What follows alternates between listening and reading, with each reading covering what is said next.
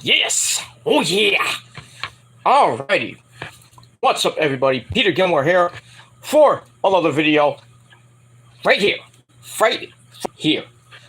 on the brand new Gilmore. And there you go. There's some notification. But I forgot to do that. Anyway, so before I was rudely interrupted by the Mets, by the way, 4-1 Mets. Yeah, now you get 4 runs, right? Anyway, before we get to Mets, let me redo the intro. Thank you, Mets. What's up, everybody? Peter Gilmore here, once again, for another video right here on the brand new Gilmore Chronicles, now known as the Shadows Lair. And I'd like to welcome you all inside the Shadows Lair. Once again, this is episode number 33 of the Shadows Lair series. My name is Peter Gilmore, your undisputed, undefeated tribal god of extreme, and your champion of the world. You must bow down to me like your girlfriend and your mom bow down to me every single night. But anyway, welcome inside the Shadows Lair. I am Peter Gilmore. This is TSL number 33 on a beautiful, cool, crisp, beautiful Thursday night, September the 15th, 2022. Hope you're having a great day, and if not, fuck you. Too bad for you if you didn't have a good day. Too bad. But it's a Thursday night. There ain't nothing to do besides watch football. And the Mets if you have the channel. Whatever you're doing on Thursday night. September the 15th, 2022. We're at the midpoint of September. We are 1 week away from that beautiful season of fall. And you know what happens when fall comes? Temperatures go down, down, down, like my tongue down your mama's throat. So, pretty soon we'll be talking about the 40s, the 50s, some 60s, maybe a 70 or an 80 here and there. Well, between now and the end of October. But, you know, the times that are changing, and pretty soon it's already set. It's 8:20. It's dark. Pretty soon we'll be at 5:20, and it'll be dark. Because we have to change the clock back and everything by first weekend of November. It's coming up pretty damn soon, about 8 to 9 weeks. So the summer is almost officially over. Just like next week, it'll be over. So I got that. So get your end of summer plans done now. And get ready for the fall, because it's going to be an interesting fall. We got Halloween coming up in about a month from now. Then Thanksgiving, and pretty soon, the greatest day in the world will be here, and that's my birthday and Christmas. And let me cue my steer from Motorhead with like rock and roll with a coot. That's the greatest day in the world. That's coming up in a couple of months, 3 months from now. So, also Ozzy's birthday's coming up. Maria Brink and Chris Howard's birthday is the same freaking month as mine, which is great. And can't forget the man upstairs, Jesus Christ, the Lord. Same birthday as me. So I am blessed to be having a birthday with the Lord and another guy named Lemmy. You know, pays to live. Pays to be a great God that I am. But I digress. So, anyway, on this Thursday night on TSL 33, got a lot to talk about tonight. Just wanted to do a chill vlog, talking about some stuff. I know there's other things that I could be watching, like the Brandon Ray podcast, which is on right now on the Brandon Martin channel. So I'll go over there and talk some wrestling and other stuff on the Brandon Martin channel on the Rant and Rave podcast, episode number 152. So I'm Peter Gilmore. So we got that. Got football tonight. First time on Amazon Prime. If you don't have that, well, fuck you. Chargers and the Chiefs. Good game. Going to be tonight. I'm going to watch that a little bit. But it is what it is. Now, speaking of a man that rocks out with his coat. We got the man himself, Prince. I know you're gonna love this episode, Prince. You're gonna love it because we're gonna talk about that great freaking decade with great freaking music, the 1980s. Probably one of my favorite years ever. You want to talk about music, and I mean good music? You go back to the 1980s. My childhood. Great music, great TV shows. You had it all. Then the 90s came and ruined everything, pretty much. The 90s really, the start of the 90s stunk.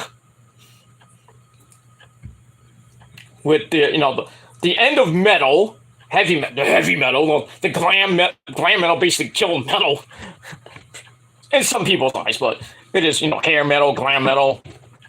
Where it is, the start of Pantera, the mighty Pantera. Big ups to Dimebag and big ups to my good friend Vinnie Paul. Get your pull. Oh, by the way, next year Pantera is coming back. Not the same Pantera we all know and love, but Pantera. The two original members of Pantera coming back. Philip Anselmo and the bass player, I forgot his name. Damn it, escapes me. But yeah, Phil Anselmo and bass player for Pantera are coming back. Charlie, what's his name? Charlie Amante from Anthrax on drums, and the mighty Zakk Wylde on guitar. I mean, that's a price for admission right there. They're not going to do an album, obviously. They're just going to do Pantera hits. I don't know how Zack's going to hit those high notes, those squealing high pitch harmonics that Don can hit. But I think give it a good old college try, right, Zack? I don't think he can, he'll take one of his trademark guitars, or he'll play one of Dimebag's lightning guitars or something like that, and throw the whammy bar back, try to hit one of those high notes from Cemetery Gates, which still nobody can hit. Not even people that try to emulate Dimebag can do it. Sadly, not even Zakk Wylde can do it. It's just crazy. I don't even think they're gonna play that song. I don't even think Phil Anselmo can hit those high notes anymore. He's like 50, almost 60 years old, that guy. But they'll do Walk, they'll do Cowboys from Hell, they'll do a couple of good hits, like Domination and shit like that. Revolution is our name. Stuff like that. But they're not gonna hit. I really doubt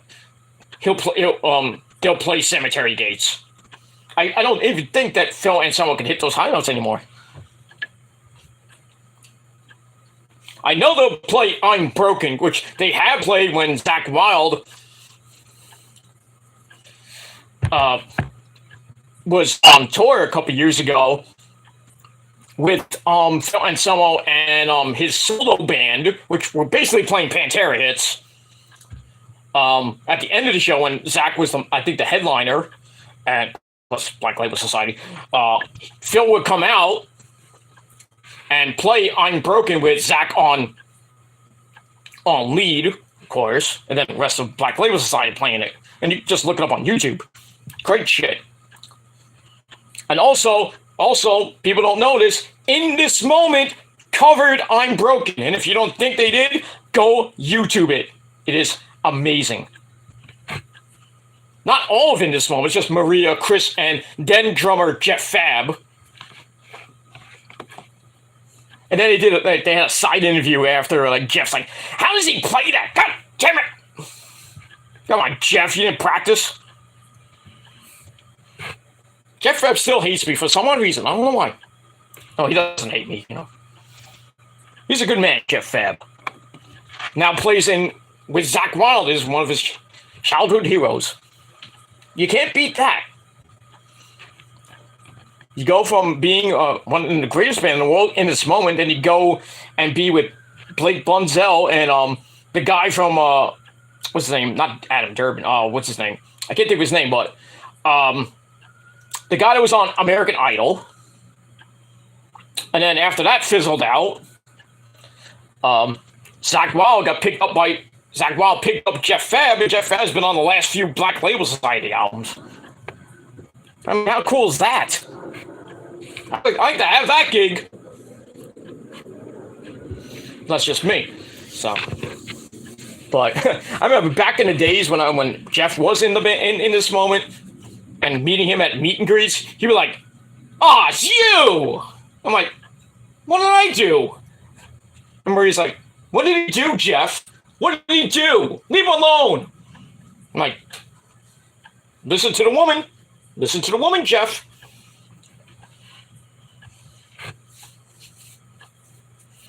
I remember at the acoustic show, I got up right in front of the stage, and I'm like, I shook hands with Chris and then Blake. Then I shook hands with Maria, gave her a kissy, smoochy on the not on the lips. I wish it was, but it was on the cheek. Then I shook hands with then bass player, damn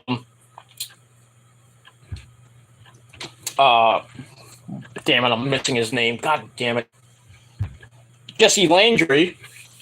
And then I wanted to shake hands with Jeff, and Jeff's like, he just looks at me, I go, "What, you got a problem?" But then I talked to him after the set and everything, even though I ruined that show. But because some asshole behind me was yelling at me when they were singing "Lost at Sea," I'm like, "Shut up!" And then Maria had to yell at me because I'm like, "That guy to shut up." I'm like, but I had to tell Maria after the show, "I'm sorry, I ruined it." I felt bad. I felt bad about it. And then a lot of in this moment fans, longtime fans, still hate me for that show, but I don't give a shit. Came out good. You know, it was supposed to be for Headbangers Ball, but they didn't show it. But they did show it on the DVD of the Ultraviolet edition of The Dream, the second album. If you have the Ultraviolet edition, you know. Why is that voice in there? But it is what it is. Blah blah blah blah blah blah blah blah blah blah blah blah blah. That's it. By the way, so yeah, we'll move on. But the 80s were great. The 90s, not so much. With the start of grunge and those Seattle bands, you know, Nirvana and Alice in Chains, Rage Against the Machine came around later in the 90s. Pearl Jam, and some of those Seattle bands that came around. Probably the Big Four and Soundgarden. I mean, the Big Four of grunge: Nirvana, Soundgarden, Alice in Chains, Pearl Jam. And then later on, like in the 2000s era, with Rage Against the Machine. Then the late 90s with the rock, the new metal or rap rock. If you think about it, Kid Rock. My name is Kid Rock! Sorry, Issa, I know you tried last night to sing that. Can't do it like me, I'm sorry. You're beautiful, you're vivacious, you're sexy. But you, please do not sing that intro, the ba again, please. It's just hilarious. Don't do that again. But she gave it a good old college try. But I digress. Yeah, so we had the start of the new metal era with Limp Bizkit.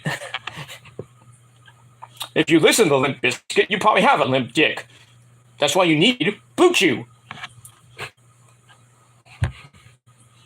You're having problems in bed, you're with your lady, can't get it up.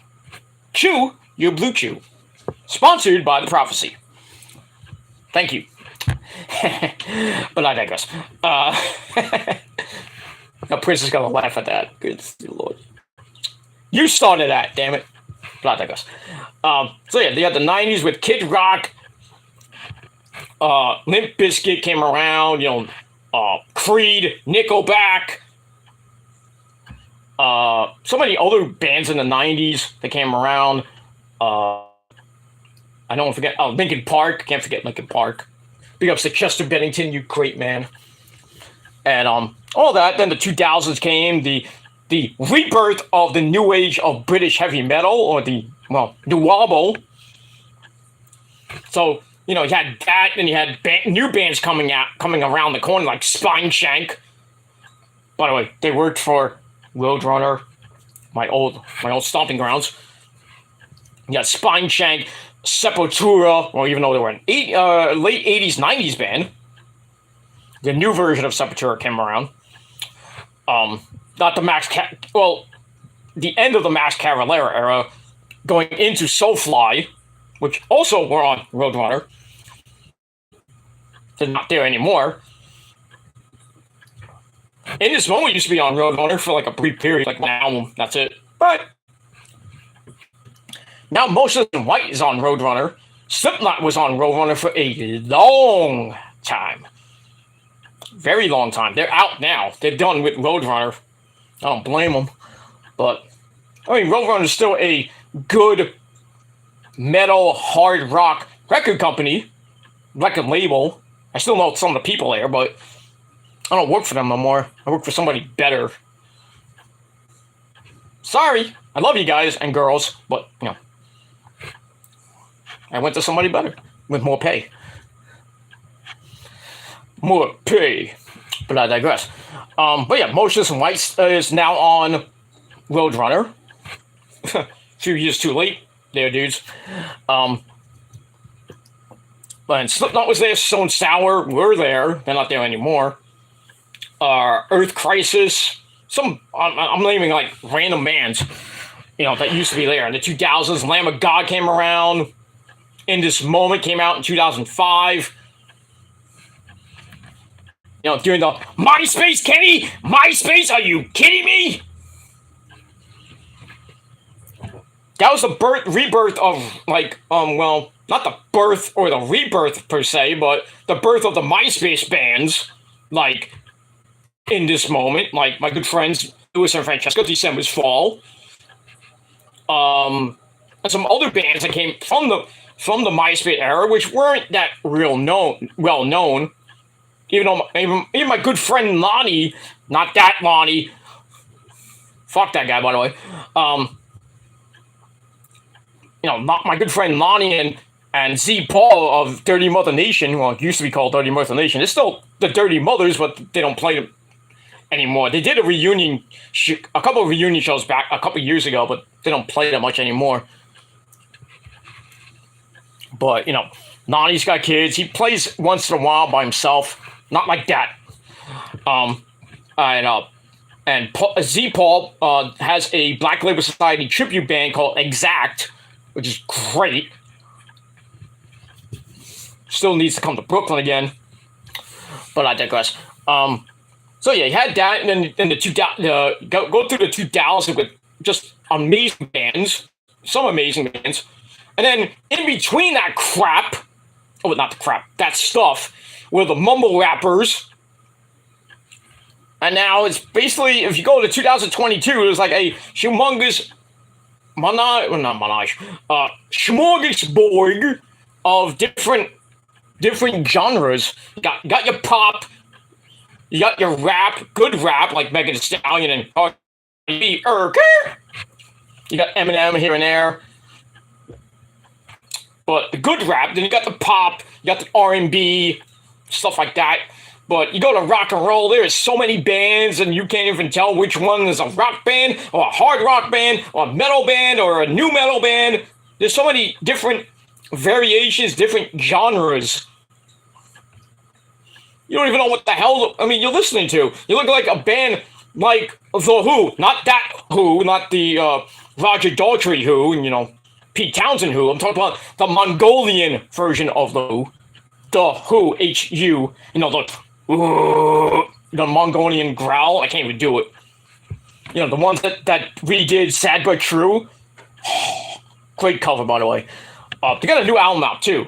Go pick that up. So, you got that, and then you got different, like I said, different genres. You got Mongolian death metal. You got Viking metal with Amon Amarth.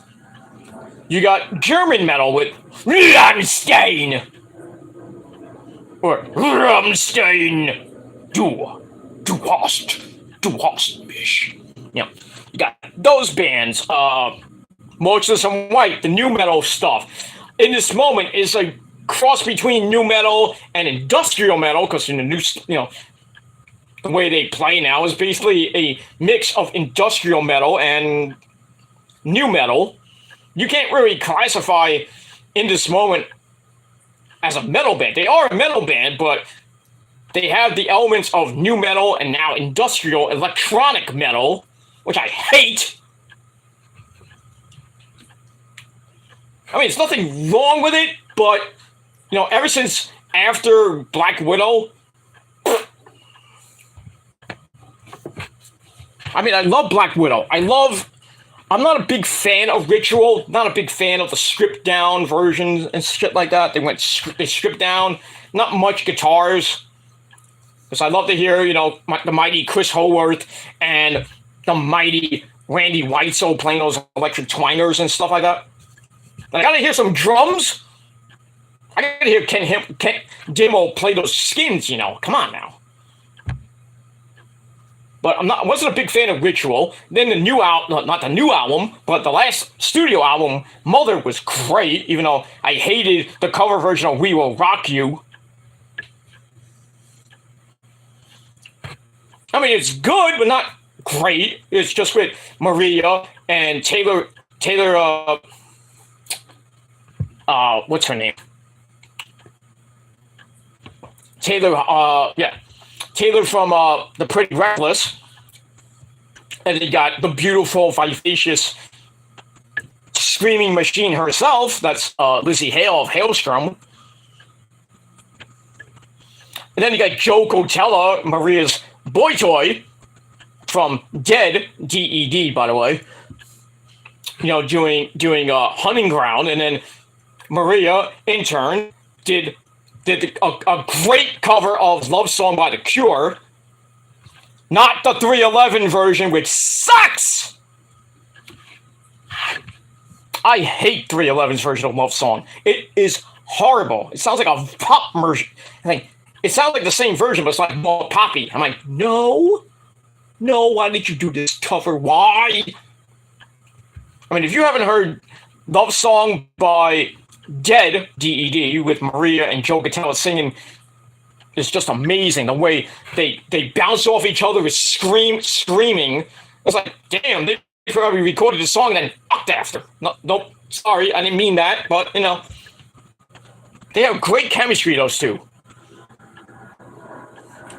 Great chemistry. But, and then Black Label Society comes around in the 90s. Zakk Wylde's just an amazing guitar player. Weirdo, but a great guitar player. Especially if you've seen him in VIP. Guy's a maniac. Just be careful where he comes out of. I mean, you're just waiting for him. He comes out the bathroom like he's half naked. I'm like, dude, put your pants on, dude. No one wants to see that. Except for the ladies. But nobody wants to put your pants on. God damn, dude. And then he's just going, hey guys, Zakk Wylde here. I want to talk about Ozzy Osbourne. I'm like, God. Zakk, look at my dick. Ozzy, what's wrong with your dick? I don't know. These two chicks came and just... What, Ozzy? I don't know. It just... Look at my dick. What? Ozzy, what is wrong with you? Speaking of Ozzy, I was watching part one of the documentary behind the scenes for the new album called Patient Number 9, which came out last week, actually, which is an amazing album. I want you all to pick it up now. Yeah. And also, I read today, I was just cruising around Yahoo! Got a couple of stories on Ozzy. Mainly, the first one was about that Ozzy and Shannon are coming back to reality TV, but it's on the BBC network. So if you have the rich man's cable and you have the BBC channel, you can watch the new show called Home to Roost, I think it's called. Just showing their trip back to England. They're moving back to England because they're getting out of the United States. I don't blame them. Because the United States is just a shithole these days. People getting shot and everything. Just the world we live in with our great president, Joe Biden. Fuck you, Brandon. Another year of that jerk off. Then we'll get back to hopefully some normalcy. But you know who's coming back? Donald Trump, Ron DeSantis, 2024. It's going to be huge. Going to be huge. Guarantee it. No, I was reading about Donald Trump, man. Some interviewer asked if Ivanka Trump, you know, Trump's daughter with his first wife, if he was gonna pick his daughter Ivanka Trump to be his running mate. I'm like, what? Trump's like, no. Why would he pick his daughter as a running mate? We all know who's going to be his running mate. Most likely, it ain't going to be Mike Pence. I'm hoping it's Ron DeSantis, the great man that he is, the god of Florida. Too bad I'm moving when he's going to be gone. So by the time I move to Florida, we have a new governor of Florida, and it won't be Ron DeSantis. Damn. But maybe when I move there, he'll probably be either vice president or president of the United States. That'll be good. Or we have Trump, Trump as the president by the time I get out of this fucking state. But it is what it is, and that's that. But anyway, getting back to the music part I was going to start with. The 80s were just amazing. Amazing, great bands, great people, great music. I mean, I grew up on the dance part of the 80s when I was a little bitty hoaxer dude. Growing up, listening to the 80s and, like Cyndi Lauper from Brooklyn. Joan Jett from Brooklyn. Actually, she's not from Brooklyn, but I think she is from Brooklyn. I know Cyndi Lauper's from Brooklyn. Joan Jett, I think, is from Brooklyn as well. I'm thinking of Lita Ford, that's why. Lita Ford is not from Brooklyn. People think she is, but she's not. But yeah, I grew up on that. The girls just wanna have fun. And my favorite Cyndi Lauper song, besides I Drove All Night, she bop, he bop, the wee bop. That song's about masturbation, right? Nobody knew what masturbation was until freaking that song came out. Nobody knew what that song was about until Cyndi Lauper came out. It's like, oh, that's about female masturbation. What is masturbation? Listen to that song, you'll find out. That's crazy that Cyndi Lauper will make a song about female masturbation. Go figure, she's so unusual. Great person, though. I met her a couple times. She's so unusual. Great album back in the 80s, too, But I grew up on that, and I grew up on, I started the 80s with Pat Benatar from Lindenhurst. That's what Lauren said. By the way, Shadow Queen in the chat. Lauren's here. Pat Benatar from Lindenhurst. I think that's Long Island. I think it's where is Lindenhurst? I think it's Long Island or New Jersey. I forget. Doesn't matter. But she's a New York chick. Great chick. Still a good-looking woman. All these years, she still looks great. Last time I saw Pat Benatar was many, many, many years ago. No, not many years. It was like 10 years ago. She was playing in Coney Island. But she was doing an acoustic show with her husband, Neil Giraldo. But, playing the good hits. I don't think she did Hit Me With Your Best Shot. She did We Belong, another great song from the 80s, from the album Mirage. I think it's called Mirage or some weird name. And she has a new play called Invincible, the Pat Benatar story. I haven't seen it, but I saw videos about it. Damn, fucking good. I mean, I don't like Broadway shows, but I would go see that. I mean, there was one Broadway show I saw, and that was Motown. I didn't really like it that much, except for when they were talking about Michael Jackson, because, like, no, I grew up on Michael Jackson. You know, Michael Jackson's like the god of the 80s next to Madonna in the pop world. Madonna still looks fucking good at her age. I still fuck her. She can take me over her borderline, if you know what I mean, and justify her love. Ha ha! It is what it is. But I grew up on that, and then I slowly started getting into the 80s rock era with Duran Duran. Hey, hey, butthead, we should form a band. Yeah, we should form a band, Beavis. Today. Yeah, we can call it Beavis.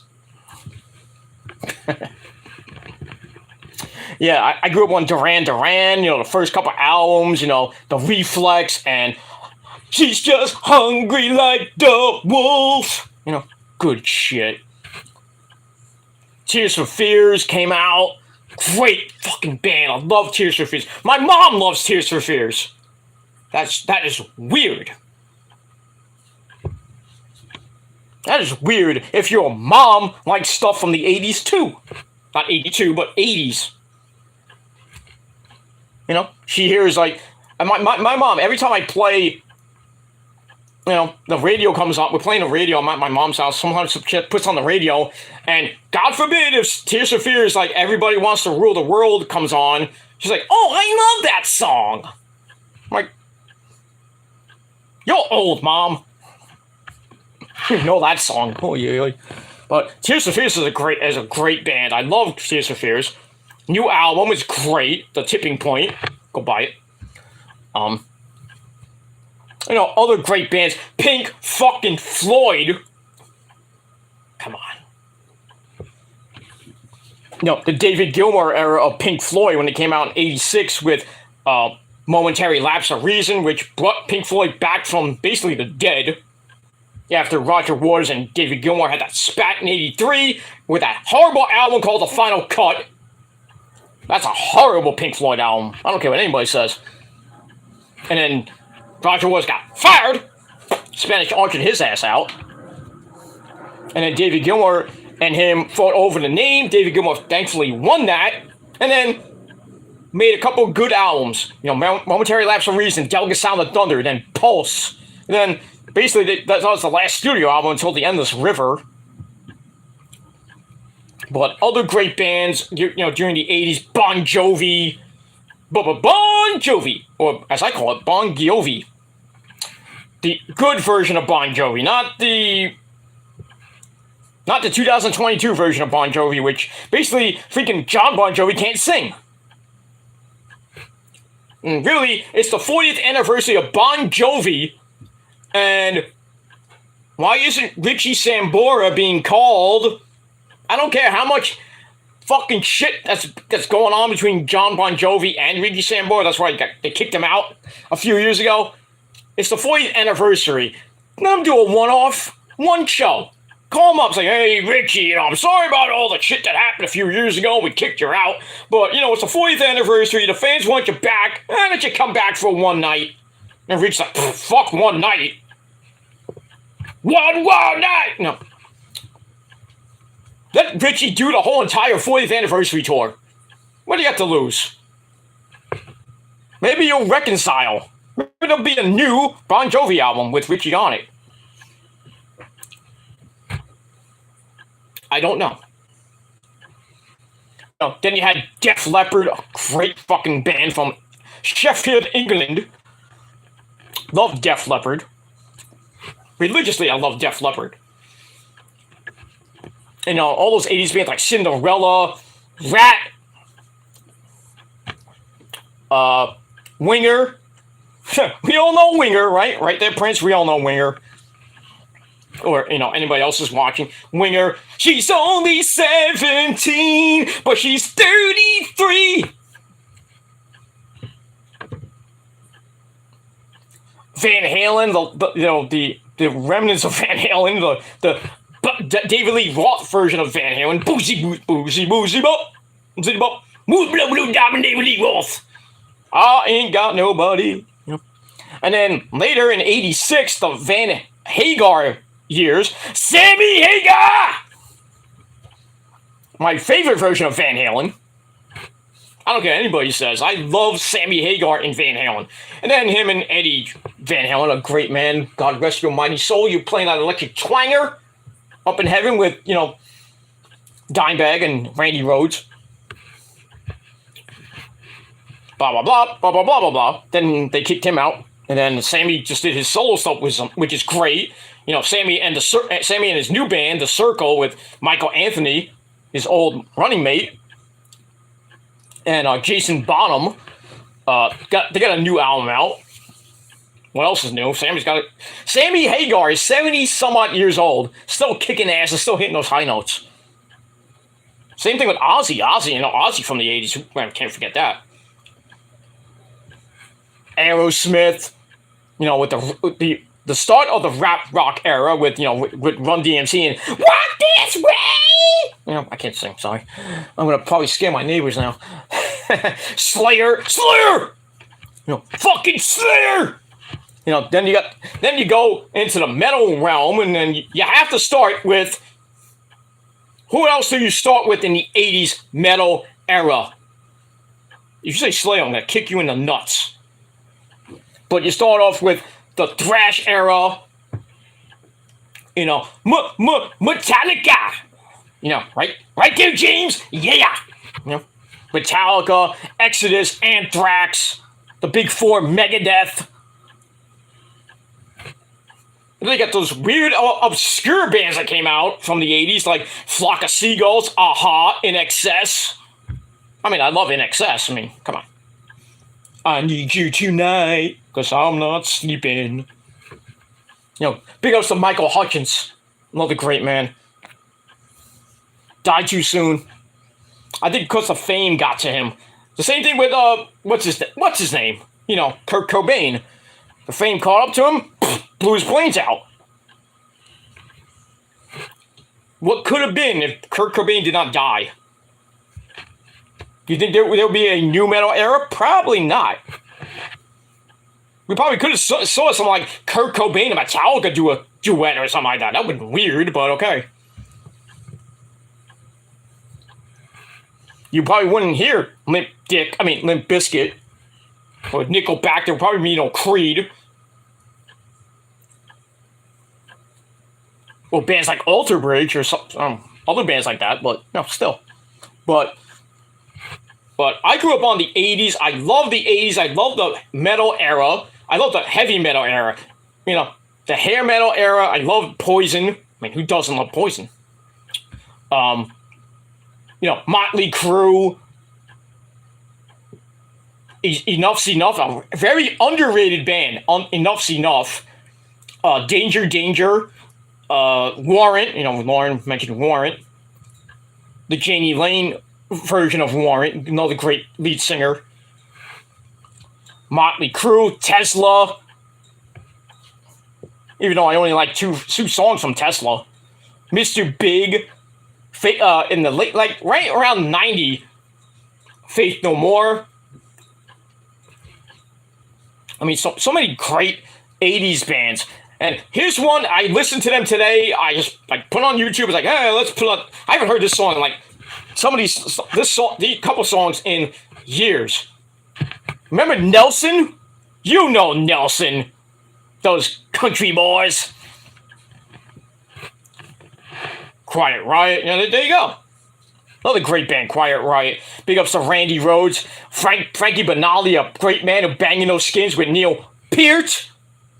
John Bonham and everybody else that bangs those skins in heaven. Randy Castillo. and another great lead singer, Kevin Dubrow, or Dubrow, whatever you want to call it. Guns N' Roses wasn't really an '80s band. They were like late '80s, early '90s. There, Lauren. Prince, sorry. But Skid Row. I mean, I love Skid Row, the Sebastian Bach version, not the new. I mean, I'm not a big fan of the new version. I mean, I don't like bands that came out and they have a new lead singer like Drowning Pool. I mean, I love the new version of Drowning Pool. It's great, but I mean, I miss Dave. You know, the original lead singer of Drowning Pool. Let the parties hit the floor. I can't sing it like that, but I miss Dave, who sadly passed away because he drank himself to death, alcohol poisoning, and then that was doing the first album. Then when they made the second album, which I forgot the name of, they had a new lead singer, and they had one good song called "Step Up," but they kicked that guy out because he sucked. The fans didn't like it. I can imagine the second album wasn't really that good, and then they made a third album with another guy who I think is the new lead singer, and they're not bad. They're not bad. Drowning Pool with the new lead singer. He sounds almost like Dave Williams. I think his name is not the new lead singer. The old lead singer, his name is Dave Williams, I think. But Drowning Pool is still good. So some bands that have been around for like 30, 40, 50 years, and they don't have the original lead singer, they don't have most of the band, they still sound good. Like Heart. Yeah, Heart was a great band in the 80s. I love some of the songs they played in the 80s. I don't know if that's 80s. Barracuda. Who You Run To on the Animals album. Never, one of my favorite songs, Alone. Don't forget New Kids on the Block came around in the 1980s, and Tiffany, I Think We're Alone Now. Doesn't seem to be any run around. I think we need a hotel room. No, I digress. The way Tiffany looks now, I think you want to have a hotel room with her. But she's married. Damn. But back then, when she was like 18, 19, good lord. She went out with John Knight of the New Kids on the Block. Why didn't he keep her? I don't know. But we all found out later on that Jonathan Knight is gay. He has a show on some channel. I think it's on HDTV. He's doing house repair shows now. Jonathan Knight. And yeah, New Kids on the Block is still around. Go figure that one out. Even Salt and Pepper's still around, even though it's the original Salt and Pepper. En Vogue is still around with, well, some of the members are not there anymore, but one of those members is from the Mickey Mouse Club. Her name is, what's her name? Rocky? I think that's her name. I gotta check that out. But listen, that's 90s stuff, like The Party, big ups to my first crush ever, you beautiful, sexy bitch, you, Tiffany Talia Hale. Mwah, mwah, mwah, mwah, mwah. Love that girl. I love The Party. I still talk to some of the members of that Mickey Mouse Club era band, Case and Dee Dee. I still talk to Mylin, too, from the Mickey Mouse Club, once in a while, not all the time, but they just had the D23 Expo in California, where they showed a lot of new stuff. They played the Indiana Jones 5 trailer, which reunites Indy with Shorty. What's his name? Shorty Shortcut. That Japanese kid back in Raiders of the Lost Ark and then Temple of Doom. They reunited, which is weird. Shorty, you grew! Indy? Cover your hat, Indy! Cover your hat! God. But yeah, the trailer for Indiana Jones 5 is not good. Blondie, there you go. Debbie Harry, another great fucking front woman. Leonard Skinner's not an 80s band, Lauren. Or as I like to call them, Leonard Skinner's Innards. That's an actual name for one of their albums. Was called Leonard Skinner's Innards. I mean, I love Leonard Skinner, you know, for that one song. Ooh, that smell! Can't you smell that smell? That's about alcohol, by the way. And then the ever popular Freebird. That's late 70s. But Kiss back in the 80s on the Unmasked Kiss, great shit. I love the 80s version of Kiss. I mean, I like Makeup Kiss. Of course, you can't go wrong with that. But I love the 80s version of Kiss. You know, with you know, lick it up, you know, and then you go later on to you know, Eric Carr, that great drummer he is, banging those skins. You know, I would say, you know, hello to Vinnie Vincent, but he's somewhere. We don't know where he is, but he's somewhere. You know, the great Ace Frehley. I know his friend, John Astronomy, by the way. But yeah, I loved 80s Kiss. 80s Kiss was great. You know, those great 80s Kiss albums. You know, Crazy Nights, Who Wants to Be Lonely, and the ever popular Oh No, Tears Are Falling. You know, good shit. Now I'm probably gonna get clipped like, Peter's singing really bad. I'm like, fuck you.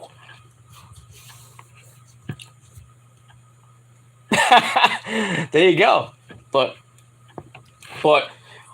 you know, getting back to all the 80s stuff, I watched Nelson today.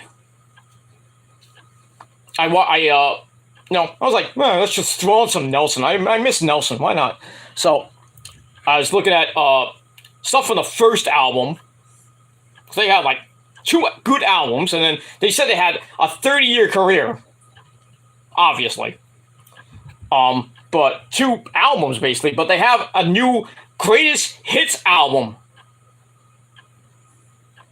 I didn't know they had that many. They do have a lot of hits. I mean, I saw like when you're on the suggestions on the right side of YouTube, and they show like different Nelson stuff.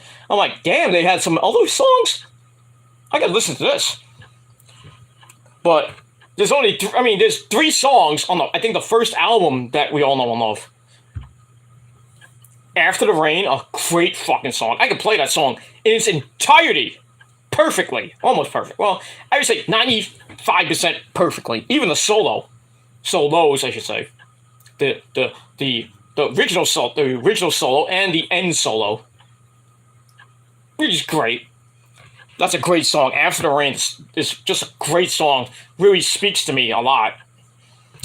Then the ever popular Can't Live Without Your Love and Affection. I still don't know who that fucking chick is in that video. Anybody knows, please let me know. Then they had More Than Ever, which is not a great song, but the breakdown is just weird. It's just like playing randomly with random songs. Like, blah, blah, blah, blah, blah, blah. Like, what? Something happened with your guitar, dude? But yeah, Nelson was a great band. I was even looking at some stuff from 3 years ago with Matthew and Matt and Gunnar Nelson.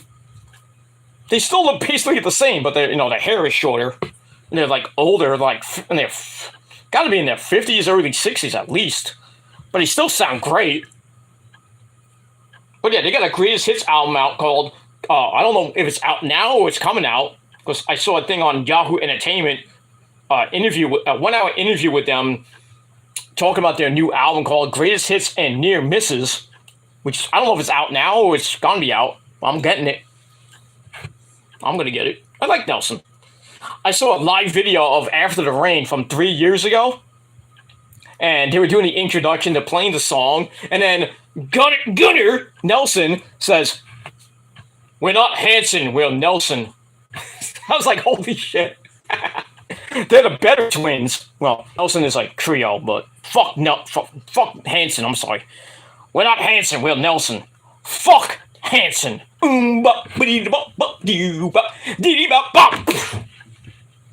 Smack those boys. See, Nelson is good Christian boys. Didn't do that shit. I don't. Twins from the late, great Ricky Nelson. My dad would know all about that because he's old. No disrespect to my dad, but Ricky Nelson was a great guy. And who knew he bore two great Christian boys, Matt and Gunnar Nelson. And they had some good stuff back in the the early 80s, mid 80s, I should say. They were talking about, they were on Saturday Night Live in 1986 when they had that long hair. I actually think that some of the original members of Nelson, with the backing band, the other guitar player, I don't know where he is. I don't even know his name, but I don't know if he's still there around. He's not there, I don't think. The drummer, I think his name is Bill Rock, not Bob Rock from the Metallica days. I think his name is Bill Rock. I think he played with them for a little bit later on. I don't know what happened to him. Then there was another guy, another guitar player with like red hair. I don't know what happened to him. And then the original keyboard player, I think, passed away though. And he used to be on a talk show. I don't know what talk show, but it was in the 80s, I believe. And then somehow I'm like, when Nelson came out, I was like, I see the keyboard was like, wait a minute, wasn't he on a talk show? Maybe it was on he wasn't on I thought it was on the Arsenio Hall show. Yeah. Arsenio Hall. But, I mean, listening to Nelson, those two great songs, just really brought me back. And then I watched that interview, and they have a greatest hits album out. I'm like, I only know 3 hits. Where are the other ones? What are the other songs? And near misses, as they say. But it's a funny interview. Just go on Yahoo Entertainment on YouTube and check out that interview with Nelson. Those good Christian boys. Okay. All right. Before we get to the other part of the show with our wrestling news of the day, let's console our great people in the chat because we love our chat, don't we? Among other things. So we got the man himself, the man who rocks out with his cookoot every single night with his beautiful woman, Savannah, and his baby girl, Olivia. And, can I say it, Prince, can I say it? Am I allowed to say it? The big news that you told me and Lauren? Well, Lauren's here. Can I say it? Can I say it? Can I make the big announcement? Or should I just save it for myself? About a certain thing that Prince is doing in his lab.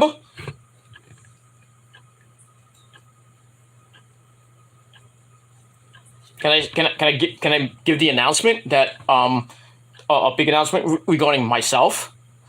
Not besides the guitar. Besides the guitar that Prince is working on. Is it finished yet? I mean, you've got 3 months, so. But. Oh, Prince says. Oh, yeah? Are you saying yes, sir, to what? The guitar is done. Is it ready to be shipped, or is it just done? Or let me know. Let me know. But and also the other thing, I guess it's yes, sir, twice. I guess somebody will say it. So yeah, I mentioned on my reviews of this week that Prince Idol, my good friend, my confidant, the assassin of the prophecy, is I gave him a special mission, and he accomplished that mission. Not once, but twice. But I told him, I think this was this earlier this year or early last year when I first met Prince. I think, I don't remember, but we were talking, me and Prince love to talk about heavy metal and all that good stuff. So I was, mentioning that, I have like guitars and stuff. So I said, he does guitar work and all that shit. So he said that he was going to get me for my birthday this year a guitar. Not just any guitar, a custom-made, In This Moment guitar. With the In This Moment old school logo, not the new school logo, on the body. And pretty much it's done, from what he's saying. He said, it's been finished. I'm still fighting with What Do You Know Who guy. Fuck that guy. Just get it done and get it shipped to me by Christmas. Fuck that guy, dude. Take it from him, put the strings on, do whatever the fuck you gotta do. Get it out already. Get it done. Hopefully by the end of this month, or at least the end of next month. Because before you know it, my birthday's here, and I'm like, where's my gift? God damn it. So, hoping to get that by my birthday. A custom-made, In This Moment guitar. I can't wait to show it off when I actually finally get it. Whether it be in a month from now, by my birthday, or early, hopefully not too late, early next year. Then, he tells me this. I'm getting another guitar, custom-made, but I'm not giving out specifics. That's secret. That's locked in the vault. But when I get that one next year for my birthday, next year, you're going to be amazed at what's on the neck of the neck of the guitar, and the body where the string, where you play your strum. The body of the guitar. It's gonna look amazing. From what Prince Idol is telling me. You better not be lying to me, because I will fuck you up, Prince Idol. No, I won't. Just kidding. But yeah. Get it done. The mission is not accomplished yet. But Prince Idol will get it done, because he's a great man. He will do it for me. And if you don't do it, my good friend Mike Awesome is going to come to your house in where you live, and he's going to fuck you up. Right, Mike? Yeah, what's going on with Prince? Are you supposed to get you a guitar or something? Yeah, he's making me not one, but two guitars. Oh, wow, that's great. Why can't you make me one? I don't know, Prince, you want to make Mikey Boy a guitar? Prince, you want to make Mikey Boy a guitar? I don't know if it would play it, but it'll probably smash it over some people's heads in heaven. I don't know. What do you mean? I'm not going to smash it. Well, I don't know what you're going to do with it. Can you play a electric twanger? No, but the girls play with my electric. I don't need to know that. I don't need to know that, Mike. Come on. I'm sorry. I just want to say, hi! Hi, fans! Hi, Prince, Lauren, Savannah. Where's Nick? Where's Nick? I don't know. Nick's on vacation. Where? Where is he? That bastard. I don't know. Next time I see him, I will tell him you said hello. But I don't know when that will be. Well, big ups to Nick, by the way. And, yeah, big ups to Mike Awesome, too. Say bye, Mike. Bye, Mike! Okay, get out of here. Asshole. Why'd you say get what? I just said goodbye. Oh, okay. You have a good show. All right. Right on. Let me move on from there. All right, let's go back a little bit with our comments. All right, Prince is here, and he says, fuck you. Do you Motley Crue, baby? Motley Crue. Yeah, Motley Crue is a great 80s hair metal band. They still sing, they're still good, but goddamn, Vince Neil, you are old as fuck, and you can't sing those high notes anymore, and you're fat as fuck. He's fat! The son of a bitch is fucking fat! Well, I'll make him bleed.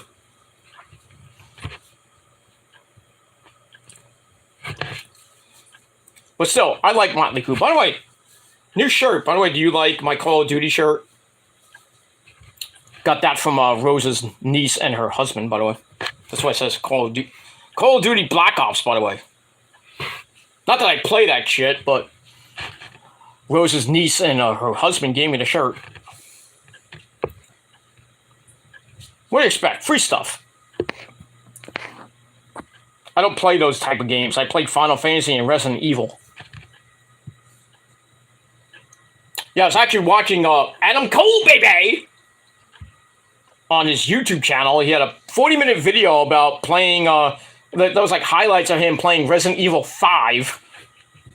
A lot of people saying somebody in the comments said Resident Evil 5 is a horrible horror game, but a great action game.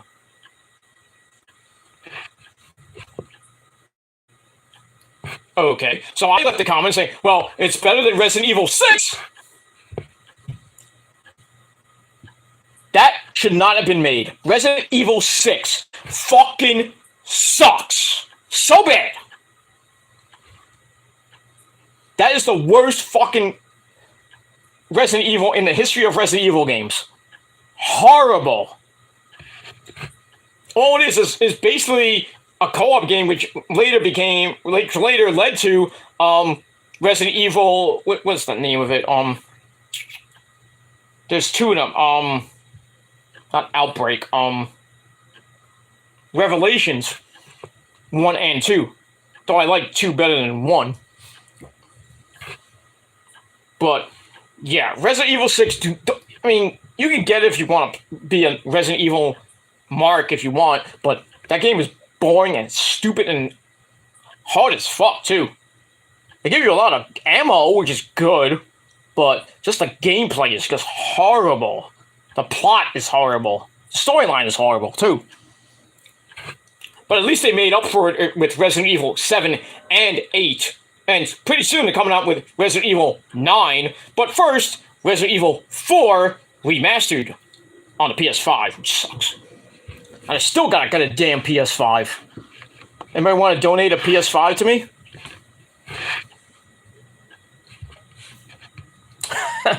Next thing you know, Prince's like, oh, I gotta give you a PS5 for your birthday. I'm like, I didn't ask for it. I was like, yes, you did. I said, yeah, but I said people can donate to it. Just don't give me a used one that don't work. Come on now. I'm not gonna waste $500 to get a fucking PS5. The only games I'm gonna get is Final Fantasy 16 and Spider-Man. And yeah, Resident Evil 8. Well, I could get 8 on the PlayStation Store for PS4. And a new Final Fantasy coming out, Final Fantasy 7 Part 2. I already have 1. I just gotta wait for the second one to come out. Then a new God of War Ragnarok. Oh, I'm just kissing my pants. Oh, good lord. The gameplay. Oh. The gameplay, the freaking graphics are... Holy shit, and you thought God of War 4 was good. The one with that, no, his son. Come here, boy. That was good, but Ragnarok? Holy shit, you're going to love it. When it comes out next year. Tekken 8's coming out. Street Fighter 6. Oh. I'm going to run out of money for getting those games. I'm just going to download it. You know, download is not free, by the way. But it is what it is. But, I mean, I can't wait for that shit to come out. God of War Ragnarok, I just want so bad right now. And Resident Evil 4 remastered because it got... it's the same basic game as... Well, not the same game. It's a remastered version if you play Resident Evil 2 and 3 on the PlayStation 4. With all the new stuff around that.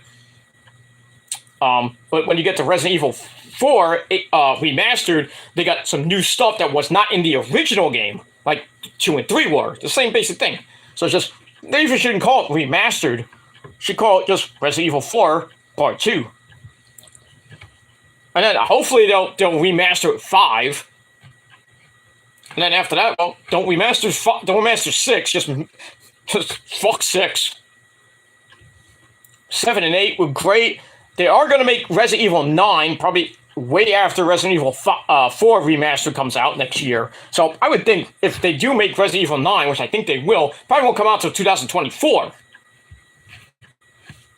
But what are you going to do? And I love those first-person Resident Evil games. I love Final Fantasy. Religiously play that game.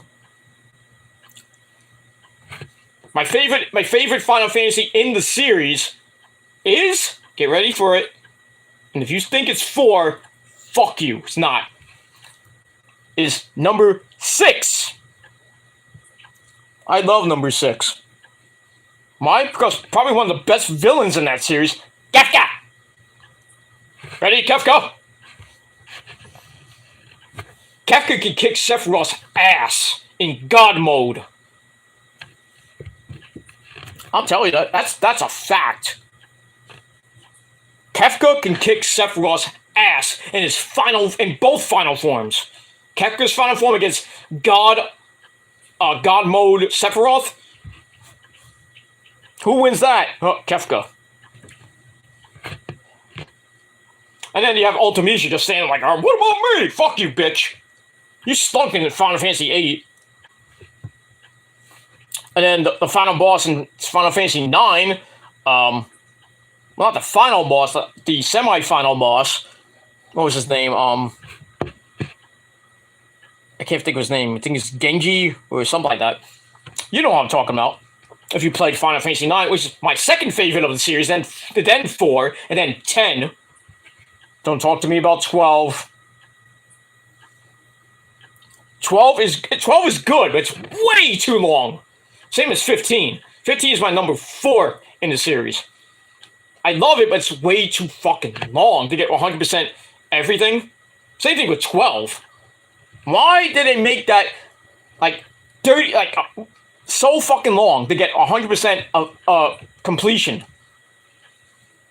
You gotta get all the hunts, you gotta get all the summons and the espers, like especially on the Game Boy DS version of Final Fantasy 12 Reverent Wings. It's the same fucking thing. It's long. I'm at the final chapter, and I still can't get all the fucking espers. I have to go back a few levels to get all the orbs or whatever you gotta get to get those espers. It's fucking hard. That's why I don't play it anymore. Even though my DS is dead. And I had the 3DS, which I got from Rose's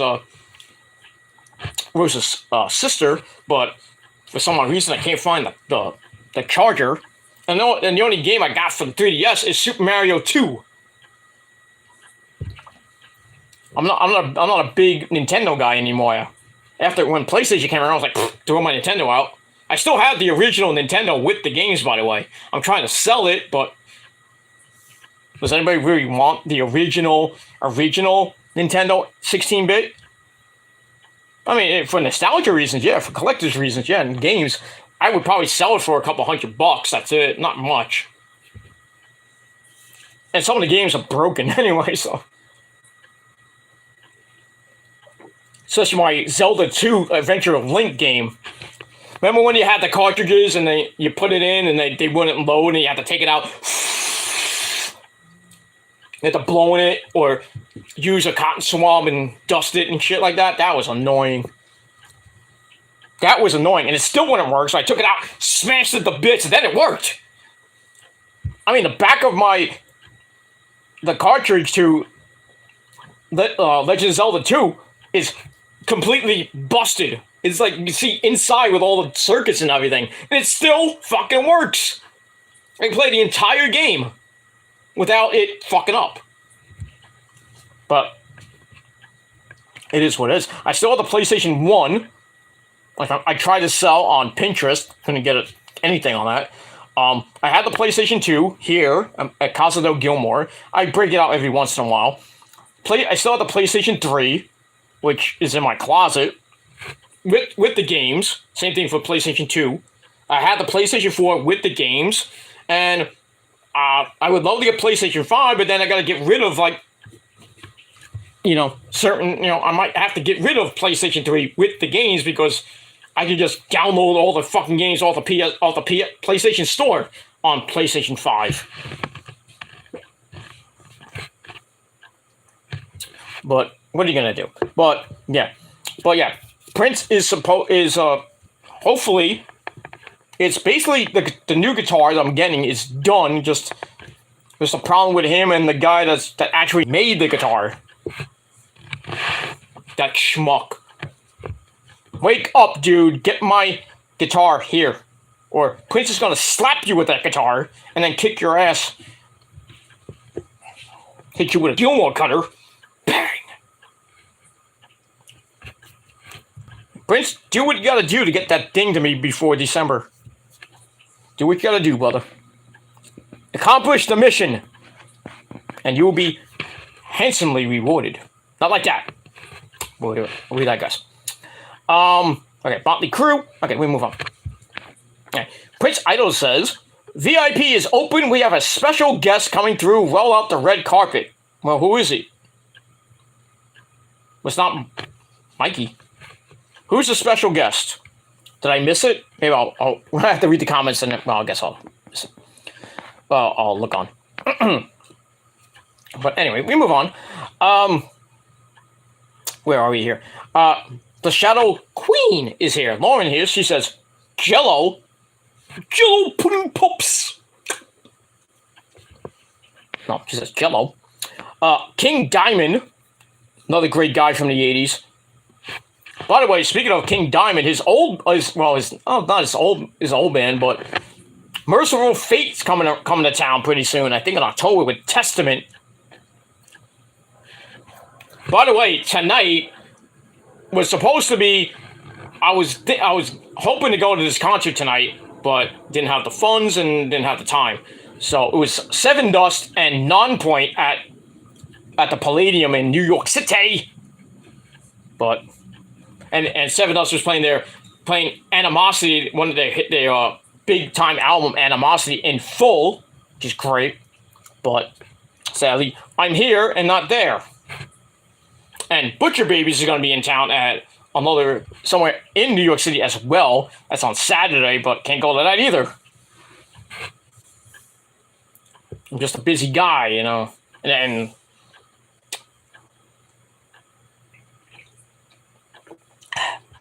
But hopefully, maybe in October, maybe November, or hopefully before my winter vacation, if I do take it, hoping to see some great bands coming to New York City. But we shall see what happens with that. And we'll move on from there. But yeah, King Diamond's another great guy, you know, bless his soul. You know, he had heart problems back a few years ago, but he's doing good. Doing good singing those high notes. Stuff like that. Yeah. All right, then we got Savannah in the chat. What's up, baby girl? How you doing? How you doing? No, I'm kidding. How's Olivia, by the way? Hope she's doing good. Hope you're doing good too, Savannah. She says, yo. Well, yo to you too. How? All right, back to Lauren. She says, Dio, Ronnie James Dio, you know, great, probably one of the best lead singers of the 80s, next to Ozzy, of course. A great frontman, died, you know, sadly, and I forgot what year, but he died a few years ago of stomach cancer, which sucks. Great frontman, great songs, you know, after Ozzy got fired, he came around with Heaven and Hell, you know, two great albums, Heaven and Hell and Mob Rules, classics. You know, then he was part of Rainbow back in the 70s, and then the 80s, he came out with his band Dio. Great song. First album was so fucking good. You know, just a rainbow in the dark. You know, got that guy. You know, and you know, holy diver. You know, and then my ever popular off to the witch. You may never ever return. And we're back. All right, put up the delay there. I think Ronnie James Dio heard me and he said, "Cut the shit." Ronnie James Dio did a Jade Cargo. He said, "Peter, cut the shit." Pretty much, I guess. But we move on. But yeah, Ronnie James Dio, a great man, great lead singer, great band too. All right, Lauren says hello to Savannah. All right, Savannah says, with some emojis, the 80s, good music, good music. Yeah, damn right. You're damn right. And if you don't like the 80s, well, I got 3 words for you. Fuck you, man. Go listen to Justin Bieber. That schmuck. Or go listen to Hanson. Or Celine Dion, any other crappy artist that sucks is like the antichrist of music. When Hanson came out, they like killed music entirely almost. With Celine Dion. Oy, oy, oy. 90s weren't a good decade. Not that good. You know, then rap came out, you know, the good years of rap with Biggie and Tupac, Snoop Diggity Dogg, Dr. Drizzy, and then later, like right around 99, 2000, Eminem came out. Ja Rule. You know, back in the NWA. Straight out of Compton, motherfucking Ice Cube. Well, I won't say that, but with attitude. Grandmaster Flash. Don't push me, cause I'm close to the edge. I'm trying not to lose my head. That was the start of rap. Good rap, not this mumble rap shit that we have out now. What? You know? And the only actual rap that we can actually know what the fucking lyrics to is Cardi B and Megan Thee Stallion. Okay? You want this wet ass pussy? Yeah, I do, yeah. I do date Cardi B, but you're taken. Sorry. I'll just take Megan Thee Stallion's wet ass pussy. Imagine hearing that imagine seeing that at the Super Bowl this year or next year. Roger Goodell will have a field day. What are they talking about this WAP shit? What does that mean? You don't want to know there, Mr. Goodell. Somebody get the 7-second delay. You know that's coming, right? You know that's coming at the Super Bowl. Cardi B and Megan Thee Stallion and maybe Doja Cat at Super Bowl 57, because they'll never play a metal band. Ever. What do you think? What did they do to Ozzy? 10 seconds. The first fucking game. No wonder people are boycotting the NFL right now. They don't want to watch the season. Because of what happened to Ozzy? 10 fucking seconds. Come on now. Morons. That's why people, fans of the NFL want Roger Goodell's head on a silver platter. Adios there, Roger Goodell. You bastard. Fuck you. We'll move on. Yeah, but the 80s had great music. Just great. Blondie. I mean, we can go on. Duran Duran. Tears for Fears. I'm probably missing a lot of bands. And a lot of artists too. Whitney Houston, God rest her mighty soul. Bobby Brown, he's still alive. Yeah, I'm not gonna go through everybody because that'll take too long. But we'll move on. Yeah. All right, move on. Another great '80s band, the Ramones. Gabba gabba gabba gabba gabba. I wanna sniff some glue. Rock, rock, rock, roll, high school. And Lauren's favorite song, I wanna be sedated. I wanna be overrated and outdated. 24 hours to go. I wanna be underrated. There we go. All right, then, yeah, Ramones were a great band. There's only one surviving member. That's, I think, Dee Dee. Everybody else is dead. It sucks. Okay, we can move on. Because Savannah and Lauren are having a chat. Take it outside. But I hope Olivia's doing good. And everything's going well in the Palace of Wisdom with Savannah and Prince Idol. And to you too, Lauren. We move on. Okay, Savannah says, where is the rest of the prophecy? Where is everybody?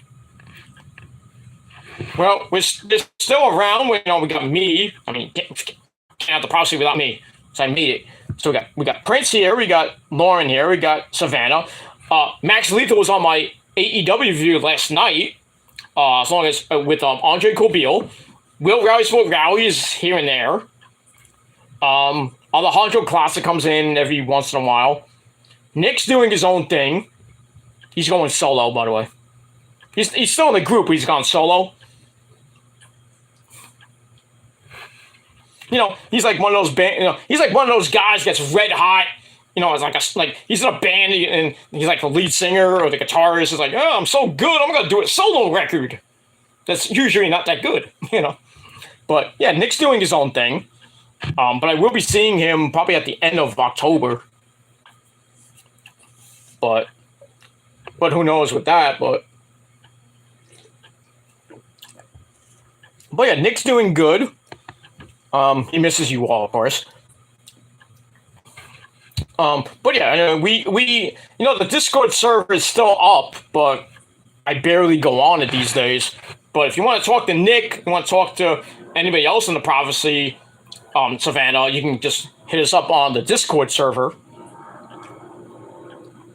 Kevin Daddy's still there once in a while. Big ups to Kev from the UK. Yeah, I had to kick out a couple people because they're assholes. A certain guy named Charlie, but fuck him. His flip-flopping asshole ways. Kicked him out real quick. Because he associates with another faggot troll. We all know the dolphin.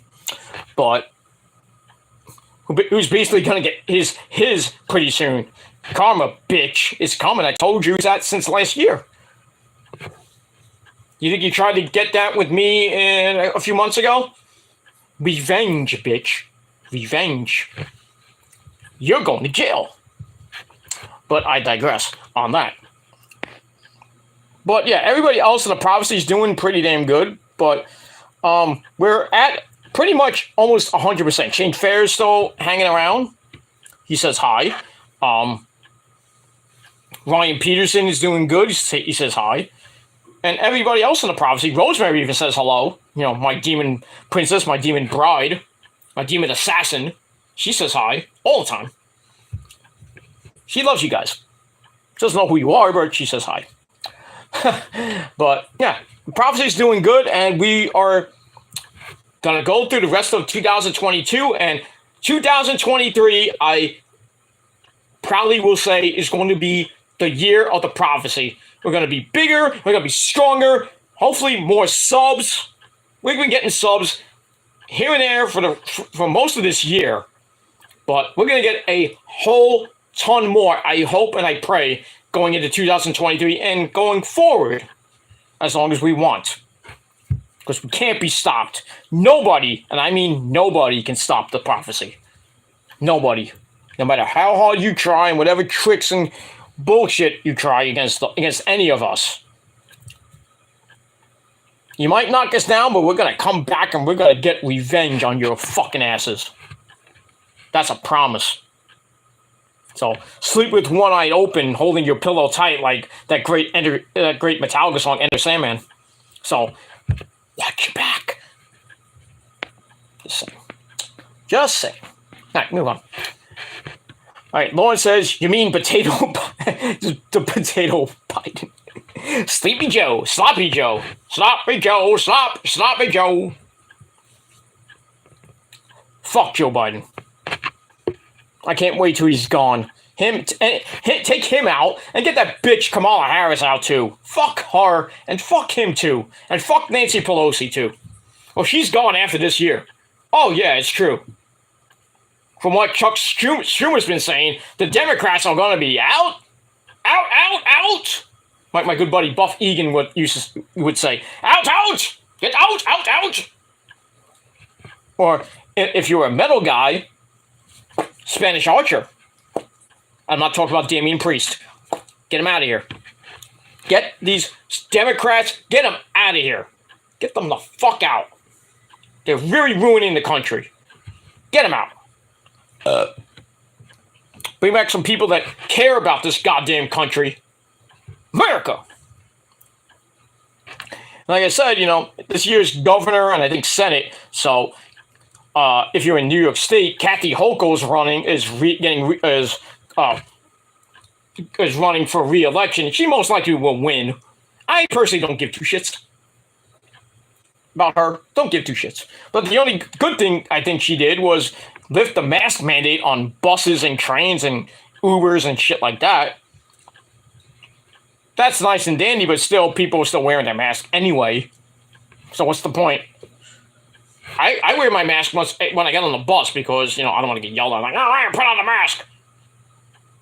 And then, if I'm with Rose, I was like, they say we don't have to wear the mask anymore.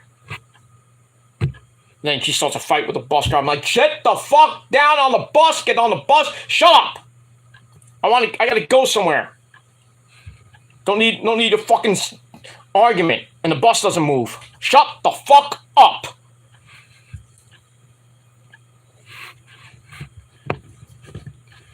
Pretty much. But yeah, I mean, wherever nowadays I don't even wear a mask wherever I go. If I go into a restaurant, I don't usually wear the mask.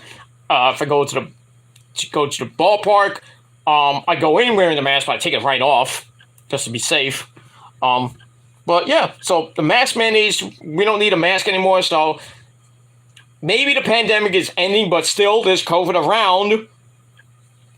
The pandemic ain't over yet, dude. Not over yet with all the variants that are still around.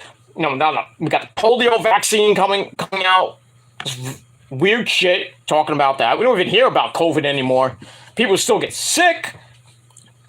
So we're not out of the woods yet to be 100% normal in the world, but I mean, I went for me and Rosa went for a COVID test, I think last week, and we're fine. We're fine, John. We're negative. Because COVID can kiss our fucking rosy red asses, Mahoney. That's another good movie from the 80s, Police Academy. First three were good. The first three were good. After that, couldn't have made anything out after that.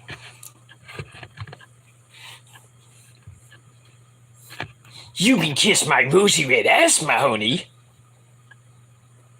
Rosie? And ever popular Police Academy 3, Citizens on Patrol, with Bobcat Ghostway, And the ever popular great cult classic, Spaceballs. I see your Schwartz is as big as mine. Let's see how well you use it. Well, youngster, I see yogurt has taught you well.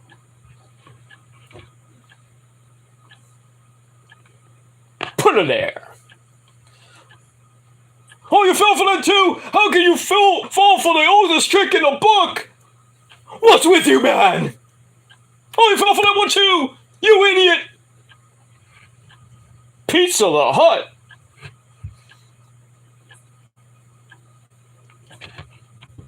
What's your name? Barf. Your full name? Bartholomew. I'm a Mog. Half man, half dog. I'm my own best friend. God bless John Candy. God bless that great man. It's a cult classic. And the greatest 80s movie in the world we all know and love, Back to the Future 1, 2, and partly 3. Doc, you mean you tell me you built a time machine out of a DeLorean? Precisely. Oh, Doc, this is heavy. What do you mean heavy? Is there something wrong with the Earth's gravitational pull in 1985? Why is everything so heavy?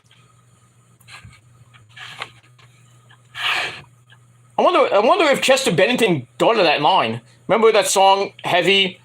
Probably one of the last great Linkin Park songs. Why is everything so heavy? Think about where that line came from.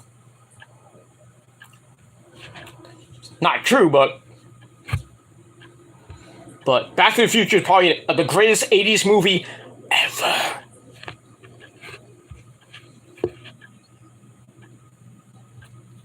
Biff! McFly! What are you doing in here? Hello? Hello? Think, McFly! Think! I got a paper due tomorrow, and if I hand it in with your handwriting, I get expelled. You wouldn't want that, would you? Would you? No, Biff, no. McFly, your shoes are untied. So gullible, McFly. I don't want to see you in here anymore. I'm George. George McFly. I'm your density. Your destiny. Oh. Doc, you mean to tell me that my mom has the hots for me? Precisely. Oh, Doc, this is heavy. McFly! Oh, Konichi-san! Read my fax! I'm fired! You gotta love the 80s. Anyway. Yeah, fuck Joe Biden. Anyway, Lois says, I don't know, baby girl. Okay. Then she says, Azam balls? Don't you mean Spaceballs? I don't know. Anyway, Pat Benatar from Lindenhurst. I think that's Long Island. Great woman. Great woman. I met both of them, Pat Benatar and her husband, Neil Gerardo. Very nice. Very nice. She still looks good for her age. She still looks good. I think every woman singer that's come out of New York, like Cyndi Lauper, Pat Benatar, Joan Jett, they still look good for their age. Still look fucking good. Told you New York makes a lot of good people. Me included. But we digress. Alright, we got a lot to go. Okay. Savannah Idol says, best couple in the 80s, Lenny Kravitz and Lisa Bonet. Let's not forget good couples in the 80s, Hollywood couples. Oh, yeah, that's true. But wasn't Lenny Kravitz and Lisa Bonet, didn't they meet in the 90s? I could be wrong. But yeah, you had some good couples in the 80s. I can't remember them much, besides Ozzy and Sharon. 40 goddamn years later. Shut up! But yeah, they had some good couples in the 80s that probably not around anymore. Some of them are, some of them are not. Move on. Me move on. Lauren says Long Island. Lindenhurst, Long Island. Savannah says Madonna's better than her. Better than Pat Benatar? Yeah, I could say that. But I would say that because she has way better albums and more hits than Pat Benatar. But still, both of them are great singers. Good-looking singers, too. I digress. Love that song. Which one? By Madonna, Borderline, or Justify My Love, among other hits she has. Oh, another guy from the 80s. How can you forget Weird Al Yankovic? The parody king himself. Like a surgeon. Hey! Cutting for the very first time. Like a surgeon. Something transplants are my life. Yeah. I lost on Jeopardy, baby. Ooh. Dare to be stupid. You know, ever popular. Eat it, grab some ham and eggs and beat it. You know I'm fat. We got it all on UHF. I mean, how can you not like Weird Al Yankovic? He's got a bio coming out, a new movie. Well, not a movie about his life with Harry Potter. No, is it Harry? Yeah, it's Harry Potter playing Weird Al, and I forgot who's playing Madonna. I think it's Evan Rachel Wood or something. I forgot who's playing Madonna, but I didn't even know this, that Madonna and freaking Weird Al banged back in the day. Holy crap! You're so weird. And that's how Like a Surgeon was made. Madonna goes to his door and says, he opens the door and goes, Who are you? Madonna. Close the door. Ring the bell again. I'm Madonna. Come on in. And they start fucking. I'm like, wow. Weird Al and Madonna. You're so weird. That's two people I never thought would fuck.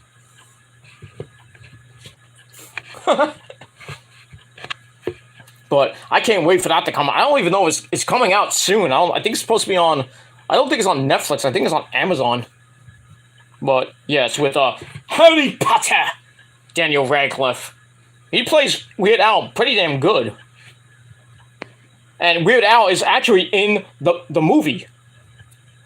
Or the biopic, whatever you want to call it.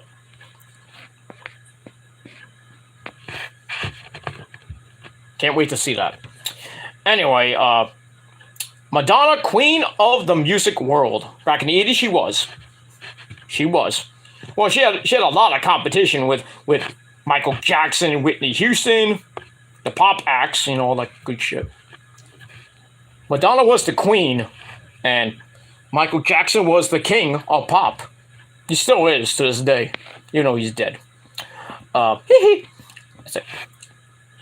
Okay, Lauren says, In Excess, beautiful girl. Beautiful girl. I love In Excess. I need you tonight, 'cause I'm not sleeping. Din, din, din. Din, din, din, din. Michael Hutchinson, a great man. A great man. Great band, too. They're not around anymore, which sucks. Anyway, Prince Idols says, I grew up on rock bands like Motley Crue, Guns N' Roses, Poison, Warrant, Cinderella, Bon Jovi, Skid Row, Hanoi Rocks, and the list goes on and on and on. Yeah, Prince was talking to me on the phone the other day about Hanoi Rocks is back. The original band of Hanoi Rocks, well, minus Razzle, who passed away in the early 80s due to that horrific car crash that he was in with Vince Neil. Vince Neil doesn't even get hurt, not even a scratch, and freaking Razzle dies. Because the car spun and hit the passenger side door, and Razzle from Hanoi Rocks died instantly.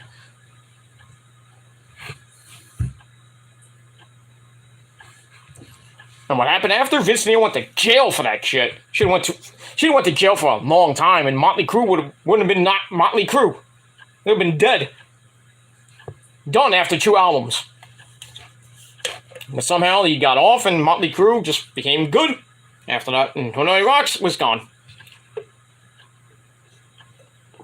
Even though Michael Sweet is back, and I haven't seen that guy since he was on that metal show in 2015. 14, 15-ish. Still looks damn good for a guy in like his 60s, early 70s, Michael Sweet. But I digress. But yeah, if you see Hanoi Rocks back on tour, tell him Peter Gilmore sent you. Excuse me. Where are we here? Oh yeah. Alright, so yeah. Prince Otto grew up with bands like Motley Crue, Guns N' Roses, Poison, Warrant, Cinderella, Skid Row, the Sebastian Bach Skid Row. Ricky was a young boy, he had a heart of stone. I can't even sing that song. That's too high in my range. Not like Killer. Judas Priest, can't forget Judas Priest. The mighty Rob Halford, the god of metal. The original metal god. I'm his second in command. Another great band from the 80s, Twisted Sister. For that outburst, everybody is going to be having attention today at 3 o'clock in the basement. I am in command. There you go. Sadly, I regret being, as a former college DJ, I regret not having to talk to the late, great AJ Pero, the original drummer for Twisted Sister. Because he was in a band back in the 90s during, like, on a break from Twisted Sister. He was in a band called Sugargrass, based out of Staten Island, New York. They were on my old school radio show, Kingsborough Radio, back in the day. Some of you do, some of you know me, some of you might not. But he was the drummer, and you know, the lead singer, Shannon, not that Shannon, but Shannon, and then one of the guitarists was there, and the keyboard player was there, and we were talking about it. They mentioned AJ was the drummer. I didn't even know because I didn't read the liner notes when I did the interview, and I think it was Shannon or the guitar player said, "Hey, I have his number. You want to let's call him up?" So I'm like, "Yeah, let's call him up. Do it." So we called him up on the air, and it got to his freaking answering machine. And I left him a message. I'm like, "Hey, AJ, this is Peter Gilmore from Kingsborough College Radio. We have your friends here in Sugargrass. We'd love to talk to you. Please call us back at the number." Never called us back. So mad. I was so disappointed. So very disappointed. But, you know, it is what it is. I mean, I have talked to D. Snyder. I met him a couple of times. That guy is great to meet. Loves to talk about metal. He does. Yes, he had his own, I don't know if he still has it, but he has his own radio show. If it's not metal, it's crap. I mean, yeah. If it's not heavy metal, it's most likely crap. Justin Bieber. But, yeah, we move on. Lauren says, Long Island is from Pink Floyd. What? Well, Delga Sound of Thunder was taped in 1987 and partly 86, 87 at the old Nassau Mausoleum in Uniondale, Long Island, and I was there. I am on the DVD, so I'm a superstar. Among the other videos I've been in, we all know that the big one that I've been in, 2.1 million hits in this moment. But I digress. But yeah, got that. Prince Idol says David Lee Ross, baby. That's Roth. David Lee Roth. Yep. That guy. Not a big fan of. Still not a big fan of the David Lee Roth, or as we call it, Van Roth era. I like the Sammy Hagar era. Well, that's just me. That's me. All right, Lauren says she loves Bon Jovi. I did too back in the 80s and the early 90s.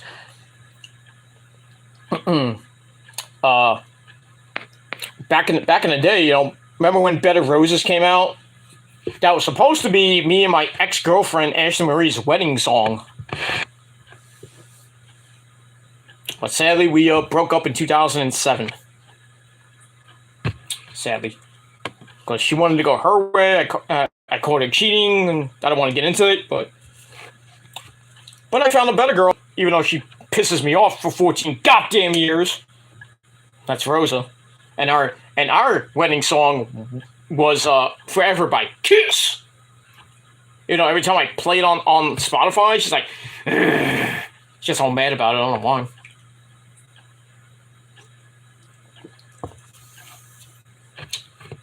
But, you know, it is what it is. But, no, I like Bon Jovi. Back in the 80s, early 90s. I actually saw them live. Remember when they played at Central Park during the All-Star Weekend for baseball? Remember when they played that special show in Central Park? I was there. I wasn't front row. I was like way in the back. But we had fun. Me and Rose had fun and everything. Some guy got kicked out because he was smoking weed. Right around us. I'm like, ugh. Smell was just contagious. I was like, ugh, get this guy out of here. So they took him out, and then he somehow came back. I'm like, hey, where'd you go? But that was a good concert. And then we got home. Well, after the concert, I went back to Rose's place because she lived in with her my stepdaughter, her daughter, and her boyfriend. They used to live in Jersey, like Union City, New Jersey. It's like a hop, skip, and jump away. So I stayed the night, but then I got sick that night and stayed up half the night. And I basically fell asleep on the porch, the balcony. They have a balcony, so I took a snooze at 6 a.m. in the morning when the sun was coming up on the balcony. No, I wasn't drunk or anything. I was just very sick. I had at the time I had gastroenteritis. So that's acid reflux for you stupid people at home. But still, good times back in the day. Good times. But yeah, think about it. Aerosmith, great stuff from the 80s. Dude looks like a lady. Tesla, only 2 songs I like is the Love Song and Signs Everywhere, the signs, blah, blah, blah, blah. That, Warrant, can't forget Warrant, where the Cowboys go. And the ever popular Cherry Pie. She's my cherry pie. And we all know what cherry pie is. That's what cherry pie is. Sadly, Janie Lane passed away. Because of all the drugs he used to take. A great lead singer. But now Warren is just a nostalgia act and not as good as they used to be. But I digress. Motley Crue, Quiet Riot, Prince Alice's Guns N' Roses. That's late 80s, early 90s. Lauren says Creed and Nickelback, late 90s. Skid Row, late 80s, early 90s. The Sebastian Bach years. Poison, Quiet Riot, says by Lauren. Lauren says Nelson was related to Ricky Nelson from the 50s. I mentioned that before. Lynyrd Skynyrd's Innards. We talked about that. Blondie. Prince Idol says, I'm getting ready to watch Wayne's World 2, baby. Oh, yes. Jim? Hey, sand. Cool. You can see him? How can you miss a naked Indian? If you book them, they will come. Wayne Stock. That's a weird movie, but still. Cult classic. I will not bound to any sponsor. Also, that movie has the ever popular, the great man himself, the man who wants more cowbell himself, Christopher Walken, who somehow almost gets married to Tia Carrere. That's another hot piece of ash back in those movies. Ooh, she still looks hot today, but she's old as fuck. Nothing wrong with that, but all right. Prince Alice says Alice Cooper. Yeah, gotta love Alice. He was actually in he's going to be in Atlantic City, but not when I'm going. Which sucks. I think it's this weekend or next weekend. He's going to be in Atlantic City. And where am I going to be? Sitting on my ass. It is what it is. But Alice Cooper's great. Alice Cooper's great. School's out for summer. Lauren says New Kids on the Block, Tiffany, Cher, not Alanis Morissette, Alanis Morissette. That's 90s. Cher Cher in the 80s was not bad. If I could turn back time. That video where she's basically naked and showing her all this wrinkly ass with her son there playing guitar, and she's just standing like wiggling her ass, and her son's trying to play guitar like, Mom!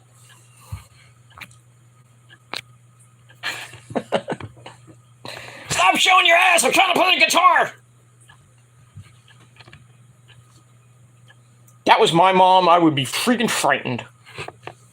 Stop! I can't play. I can't do the video. I can't change, Mom. I don't want to see your old pimply wrinkled ass. Leave me alone. Let me go play my electric triangle with the guys. Can you just film something away from me, not on the stage or on the ship? Trying to get it on with those seamen. Ooh. Can I do the boom chicks on it? Seamen. Never mind. But yeah, anyway. Alanis Morissette, that's late. That's like mid-90s. Middle 90s. You ought to know!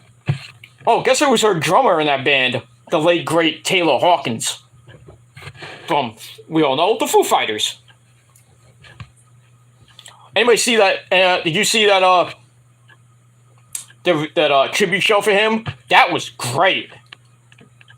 I loved it, I felt bad for Dave Grohl when he was singing Times Like These. He was crying. He couldn't even finish the song because it was so emotional doing that whole fucking thing. Then they had The Darkness and Wolfgang Van Halen play a couple of Van Halen tunes. What's the song? I'm on Fire. Then Wolfgang just ripped through Hot for Teacher. Gotta love Wolfgang.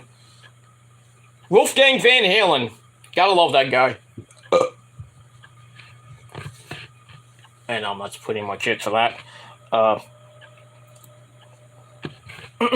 He's engaged now too. Speaking of engaged, I know I'm going off on a tangent. Congratulations to MJF. Yeah, Needle Dick is getting married to that chick he was having he kissed back a long time ago on Dynamite. That remember that when he came out on the throne and then he was just like playing tonsil hockey with that chick? Well, he's marrying that chick. Her name is Naomi. So he I don't know when they got engaged, but it was on Ringside News today that MJF is getting engaged to that chick. So good job, Maxwell. Good job. Now you need to buy an industrial box of Blue Chew because you're gonna need to please her with your needle dick. But congratulations to you and Naomi. May you have a happy marriage and a hopefully long-lasting sex life. But just remember, Maxwell, chew it, don't swallow it. Because some people we know that take Blue Chew, they swallow it and they still can't get it up. JD, clown. Go play my monkey. We digress. We move on. Prince Idol says, tell Nick and Mike Awesome the palace it wasn't open. Why wasn't it open today? Is it down for repairs?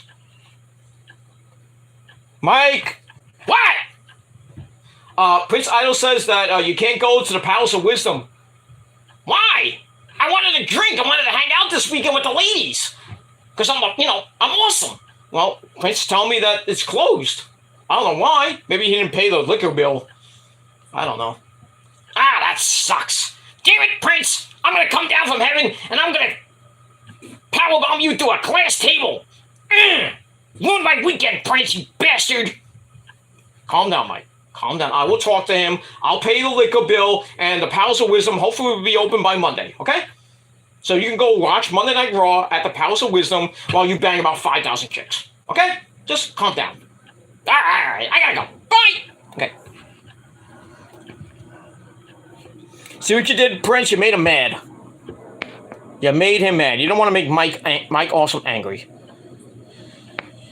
It is what it is. Lauren says, Leonard Skinner reminds me of my dad.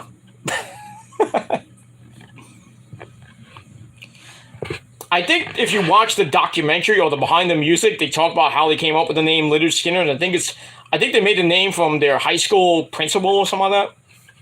Mr. Skinner. That guy was probably mean in high school. Go to the principal's office. No, not Mr. Skinner. Makes me listen to Hanson.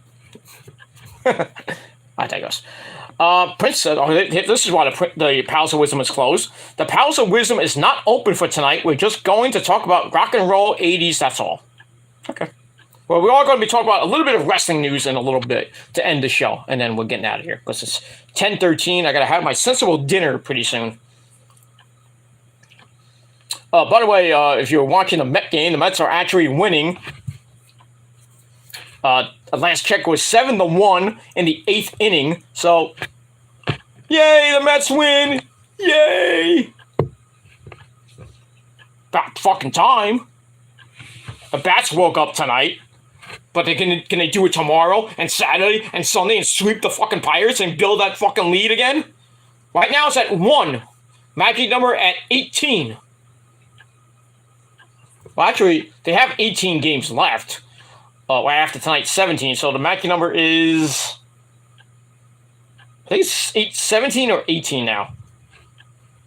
But playoff spot, the playoff magic number goes down to, it was, I think, 6 or 7. But now it's probably at, probably around 5 or 6 now. So the Mets will clinch probably by this weekend. So yay, the Mets are in the playoffs. But sadly, the Yankees are too. But they're not going anywhere. Yankees ain't going anywhere. They can kiss my ass. I hope they get bounced in the first round. I really do. Judgy Wudgy has 57 home runs. 57 steroid-using home runs. Fuck him. And if he bolts the Yankees, please do not come to the Mets. I don't want you. I don't want your fucking roids in the clubhouse. I don't want you on my team. Go fuck yourself. Go over to Los Angeles and fuck around with them.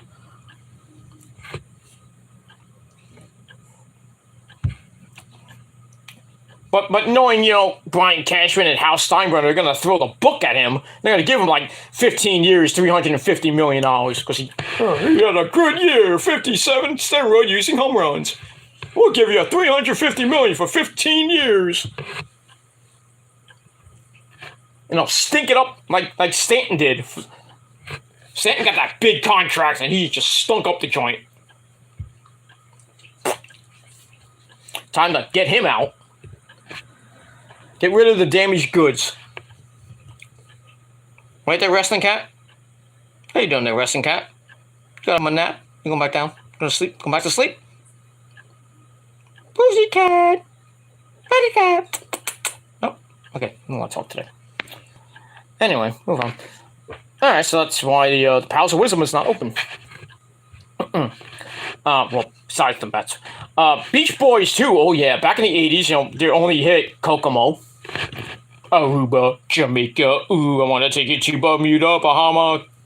Come on, pretty mama. Key Largo, Montego. Baby, why don't we go down to Kokomo? Which is right around the Florida Keys. Good place to live, I guess. Every time I hear Kokomo, it reminds me of Full House. Jesse Gonzalez. Great show in the 80s, by the way. Another good... Look, I mean, yeah, a lot of great shows in the 80s. Family Ties, Knight Rider, Greatest American Hero, A-Team, Happy Days. Every time Happy Days ended, I cried. Happy Days, Mork and Mindy, Laverne and Shirley, Webster, Mr. Belvedere. So many great ones. I'm not going to go into all of them, but... And please don't go into all of them either. I want to finish up here. Okay, Prince Idol says, yes, sir, yes, sir. Yeah, about the guitars. And also, I'm gonna be a godfather to Prince Idol's next baby. I'm honored. I'm so honored. I'd like to thank the little people for making this happen. But thank you very much for that, though. Making me your godfather. And the Mets won 7-1. Yay! 90 wins for the Mets. I gotta check. It's 10:17. Give me a second, guys. Cyclones I gotta check something with the. Oh, I hit the wrong team. Because the Brooklyn Cyclones were in Game 2 of the North Championship.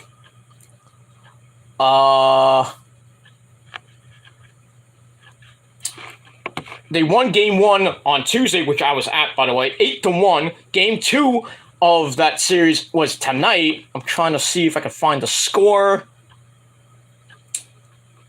I have to go. All right, I have to go on. Where is it? Here we go. All right, we're gonna go to BrooklynCyclones.com and see if the Brooklyn Cyclones have won the North Championship, and see what happens. Or maybe the World Championships for the South Atlantic League will be next week if they win. Well, doesn't say anything. Hold on, let me see if I can go back to the homepage. Give me a second, guys. I'm waiting for this to load. Oh, they lost. Fuck.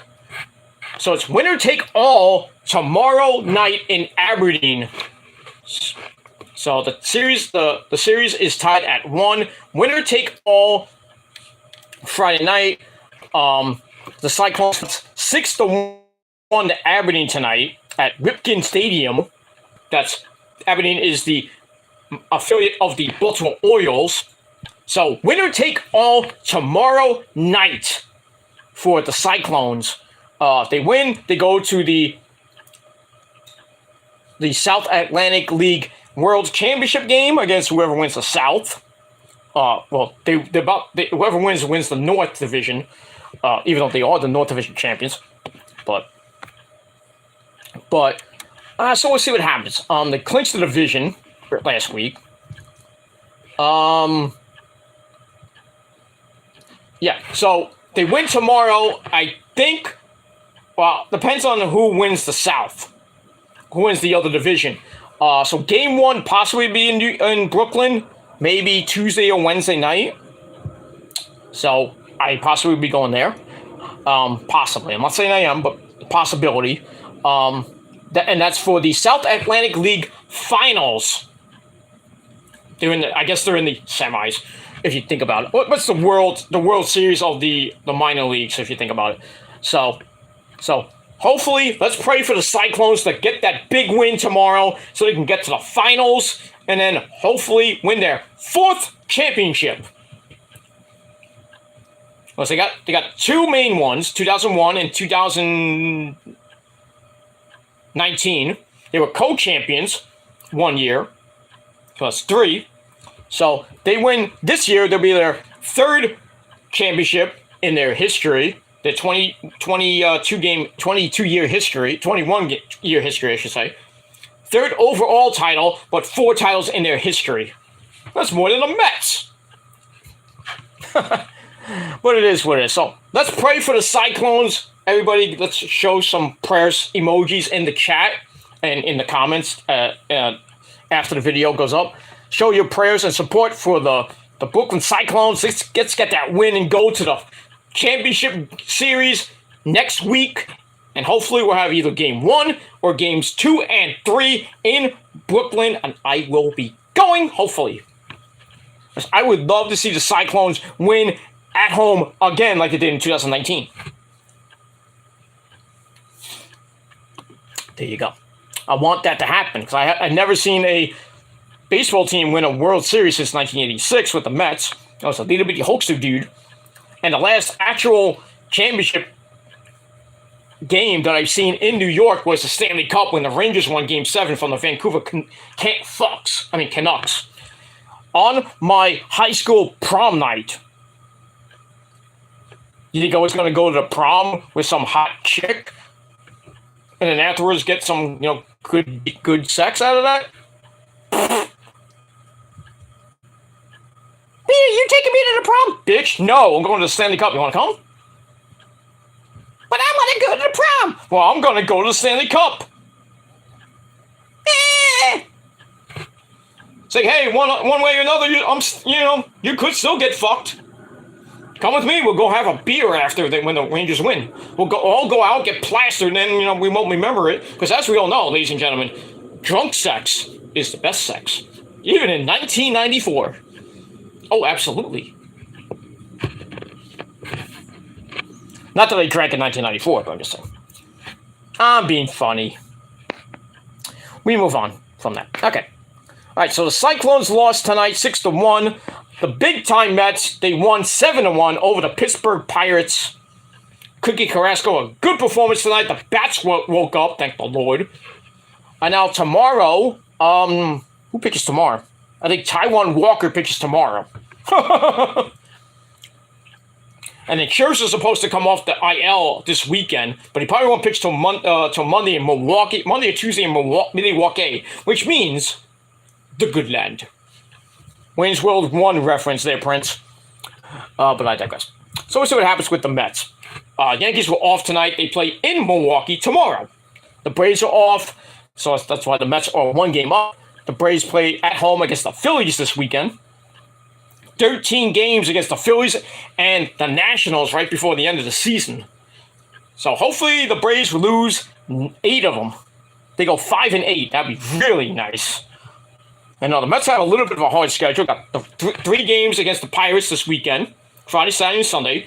Then they go to Milwaukee for a tough 3-game stretch.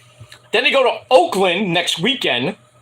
That should be easy for them. They should sweep Oakland next weekend. Then they come back for the final 2 games at home against Miami. Then the final road trip of the season the week after next weekend in Atlanta. That's probably going to be for the division or maybe a wild card spot, depending how everything goes. And then they end October 3rd, 4th, and 5th in Washington, who could really play spoiler. But we'll have to see. 17 games left. Anything can happen between my Mets and that egomaniac JD's Braves. But let's hope I win out. But still, if I lose out, we'll still make the playoffs if just the Braves will win the division again, but nobody cares. They're not going anywhere. Fuck the Braves. And fuck JD for that matter, too. Egomaniac. That's it. Alright. Yeah. Okay. Prince's, okay. That's, we're talking about the guitar. It's been finished. I'm still fighting with what do you know who guy. Okay. Get that shit done, man. Get it done. Accomplish the mission, dude. Okay. Anyway, Lauren says, shaking my head, ugh.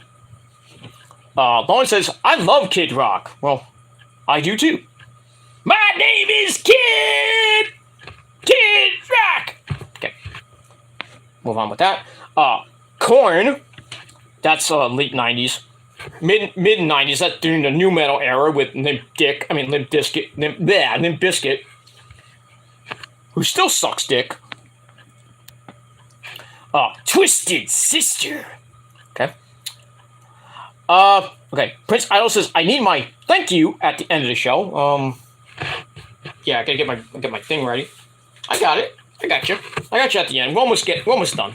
We're already over 2 hours in right now, but we're gonna end up pretty soon. And yeah, that's pretty much it. But we're gonna end pretty soon. Got a few more comments to go. Then we're gonna get into the little bit of news and wrestling news, and then we're out of here. That's it. All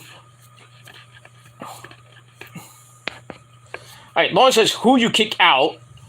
I'll tell you off stream, but just say it's a guy with whose name rhymes with Larry, with a C in it, or Barley. Fuck that guy. That drama-starting fucking piece of shit who fears Chase. And you can tell him I said that, because he ain't gonna do anything to me. Fuck him. I'll break his face. But I digress. Anyway, Prince Idol has breaking news. Breaking news. Mr.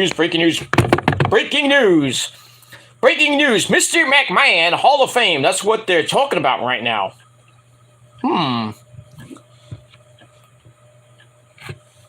Well, obviously, because he retired, he's probably going to be the headliner for WrestleMania 39.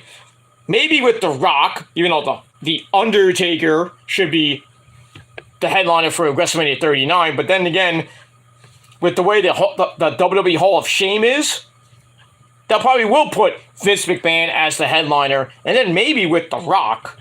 But really, what I would do is put the Undertaker there by himself or with Michelle McCool, and then that's it. Even though, oh wait, not the Undertaker, I'm sorry, The Rock. The Undertaker was in last year, I'm sorry.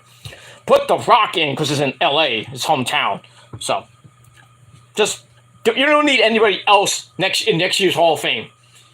Just put The Rock in, that's it. But now that from what Prince Idol's saying, take it with a grain of salt, Mr. McMahon is possibly one of the names going that may be announced for the WWE Hall of Fame at WrestleMania 39 in Los Angeles, California. If he is, great for him. Obviously, you knew he was going to go in, but I didn't think it was going to be this soon. Still, we don't have guys like, Rick Rude and people that should go in, like Brian Pillman.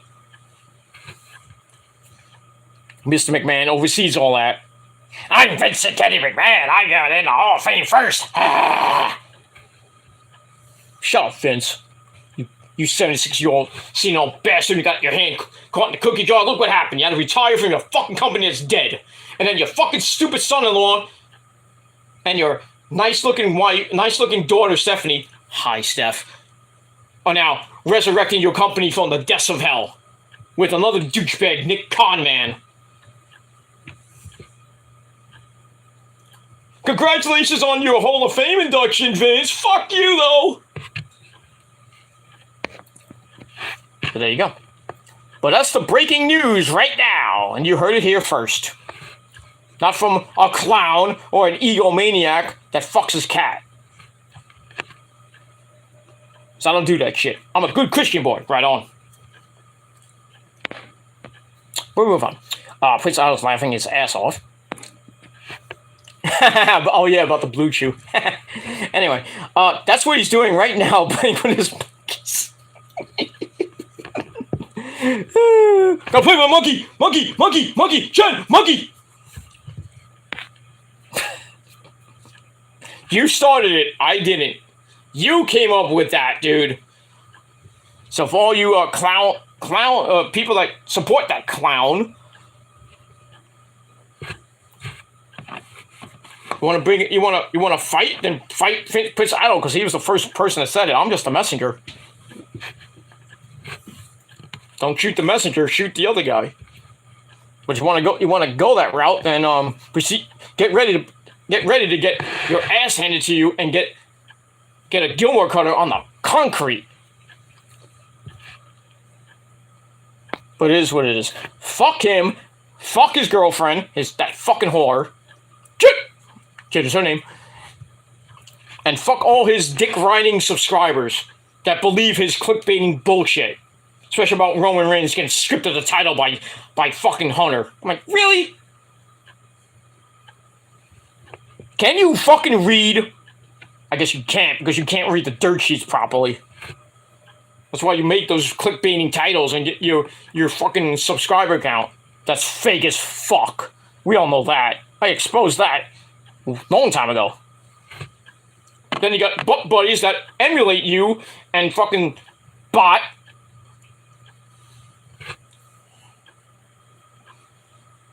They bought their subs, they bought their likes and views. And they're not even worse than that guy. They're just retarded. They look like dolphins. Fuck, man. They supposedly have a job, but all they do all day is just be on YouTube all day. That's not a job. I work in retail, but yeah, what are you doing at work? You're supposed to be doing your retail job, not being on YouTube making videos every 5 seconds. Moron. Pretty soon you'll be out of that job too. But I digress. Anyway, all right, final comment from Prince, and I'm going to get into the wrestling news for a little bit. We are remodeling the inside of the Palace of Wisdom. That's why Mikey upgrading. Okay, there you go. We're going to put on some new spackle and some new paint, some new pictures, stuff like that there, Prince. Putting some new lights and new bedrooms and new toilets and shit. Some of those toilets in that place don't work. And some of those beds are really, really, really hard. Like my dick, you know. Ask Rose about that. Cheers. But anyway, all right, move on. All right, let's get to some wrestling news and then we're out of here. So, kind of the big news besides the breaking news of Mr. McMahon possibly being in the Hall of Fame next year, per Prince Idol, but I will look it up as well on Ringside News. The Dynamite rating came out today, and wow, shocking rating for Dynamite this week. Dynamite did a 1.2 for their go-home show last night. 1.2, officially 1.18, but knowing Brian Alvarez, that schmuck, went on Twitter, 1.2! Even Tony Khan said Tony Khan puts out 1.175. Ringside News says 1.18. Brian Alvarez is, the man's like, I'm gonna raise it to a 1.2. But still, pretty big rating for Dynamite. 4th week in a row, over 1 million. And they're doing this without Punk and the Bucks and Kenny. We don't need you, Eddie. Get him out of here. So, I can only imagine what next week's going to be for Grand Slam. And even though Grand Slam, the card is not that great, but still. They haven't even sold out Arthur Ashe Hall Stadium. Not that I'm going to go. I'm not going to get home at 5 o'clock in the morning from that place. Fuck that. But anyway, so yeah. So Dynamite did 1.18, or rounded up to a 1.2 last night for Dynamite from Albany, New York, with a 0.39 in the demo, and that's up from last week's 1.035. So they went up, not a lot, but they went up a little bit. So that's damn good for Tony Khan and Dynamite for AEW. That's pretty good. Now, can you do that for Rampage? That'd be nice. I'd like to see Rampage this week get close to 500,000 views, but I doubt that. I doubt Rampage will ever get above 500,000. You just take Rampage off the air, put Ring of Honor on it on Friday night.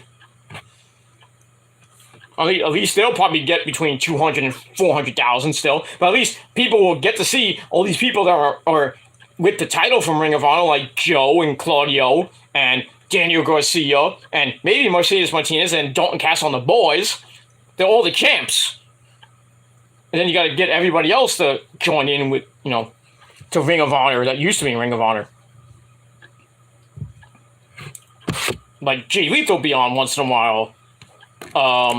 They're not going to get the... No, they're not going to get the Briscoes, which would be great, but we all know TNT and TBS will not want them because of the whole shit with Jay Briscoe on Twitter in 2012, 13. I mean, get over it. Fucking 9-10 years ago. Get over that shit.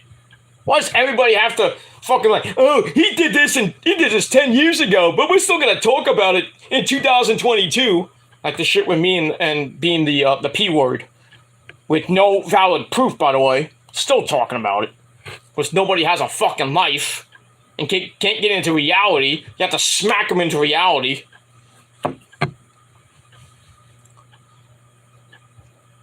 But yeah, I really wish that, like, these network executives and whoever, does this shit just says, you know what? Let's just bring the Briscoes in, get some big time ratings. Let's have them go against FTR 3.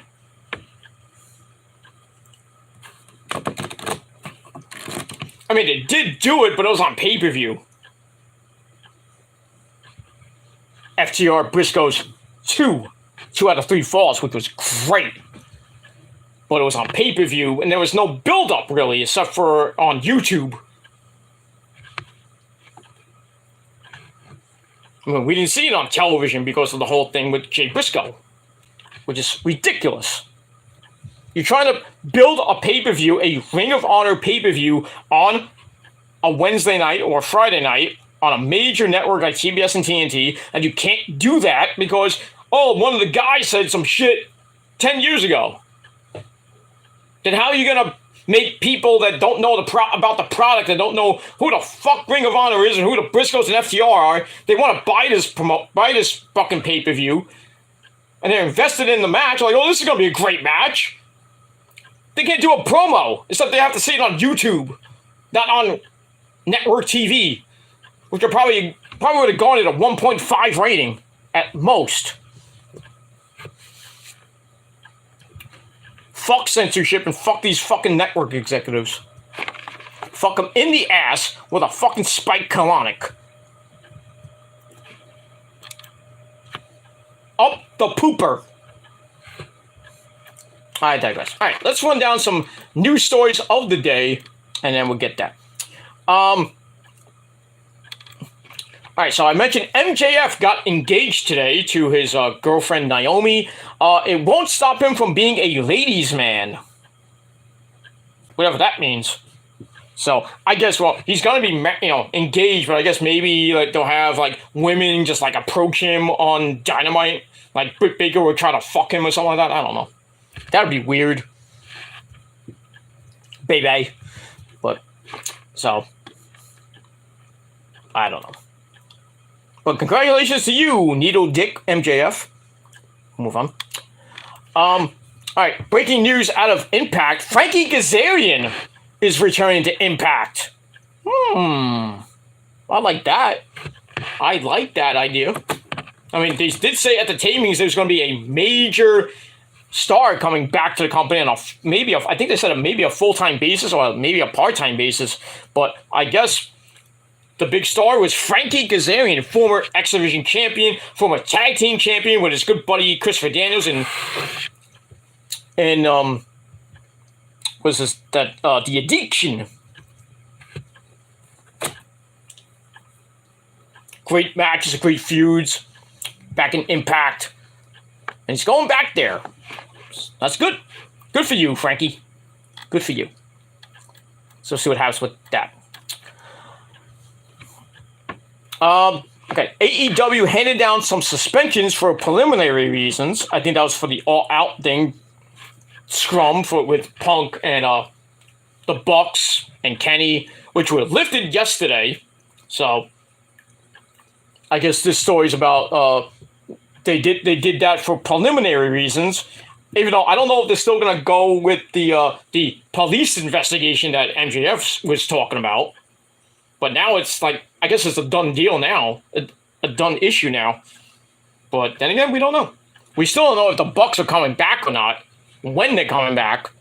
My good buddy Joe Cronin was talking about on his show, on his video today, that the Elite, Kenny and the Bucks should come back as a NWO type stable. I'm good with that. What I think they should do is keep the Elite off TV until Full Gear, and then have them come back at Full Gear and just go berserk at the end of the show. Have Kenny and the Bucks come out after probably MJF beats Moxley most likely, and have like the Bucks and Kenny just mop the floor with MJF and his little firm. But be like when Hogan first came into the NWO. You had the Bucks in the crowd, and they're like, "Oh, where's Kenny?"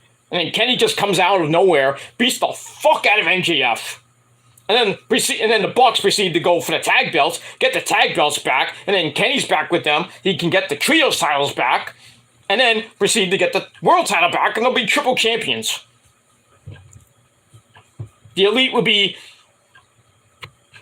bigger than it was in Japan. But it is what it is. We'll see what happens with that when we move on with that. But then again, the elite can come back at Grand Slam and do some major damage.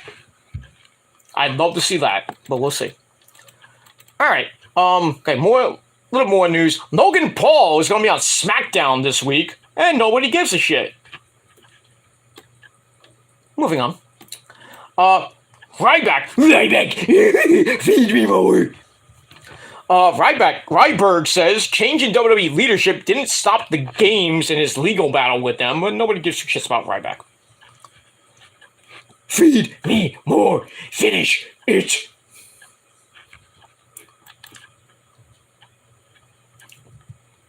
It is what it is. Here's a very scary story that I want to tell you guys. China. Well, remember China, Joni Lauer. China once threatened to end Stephanie McMahon's life. Wow. I think that's because of when Hunter got with Stephanie. Because Hunter used to go out with China before he got with Stephanie. Thankfully, she didn't end Stephanie's life. Hi, Steph. But I think she was jealous that Hunter Hunter broke up with her, and he went to the boss's daughter, and China just went south. Got with a whole bunch of guys, including Eddie Guerrero de ese Mamacita Latino Heat. And then she got with X-Pac, made that sex tape, which wasn't even that good. One night in China. Then the follow-up to that, where she got gangbanged, which is, ugh. But all the guys were dressed as wrestlers. Boy, that's, oh, God.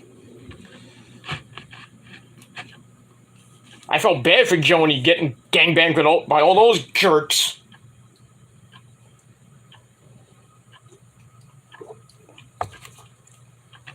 But, man, she wanted to kill Stephanie McMahon.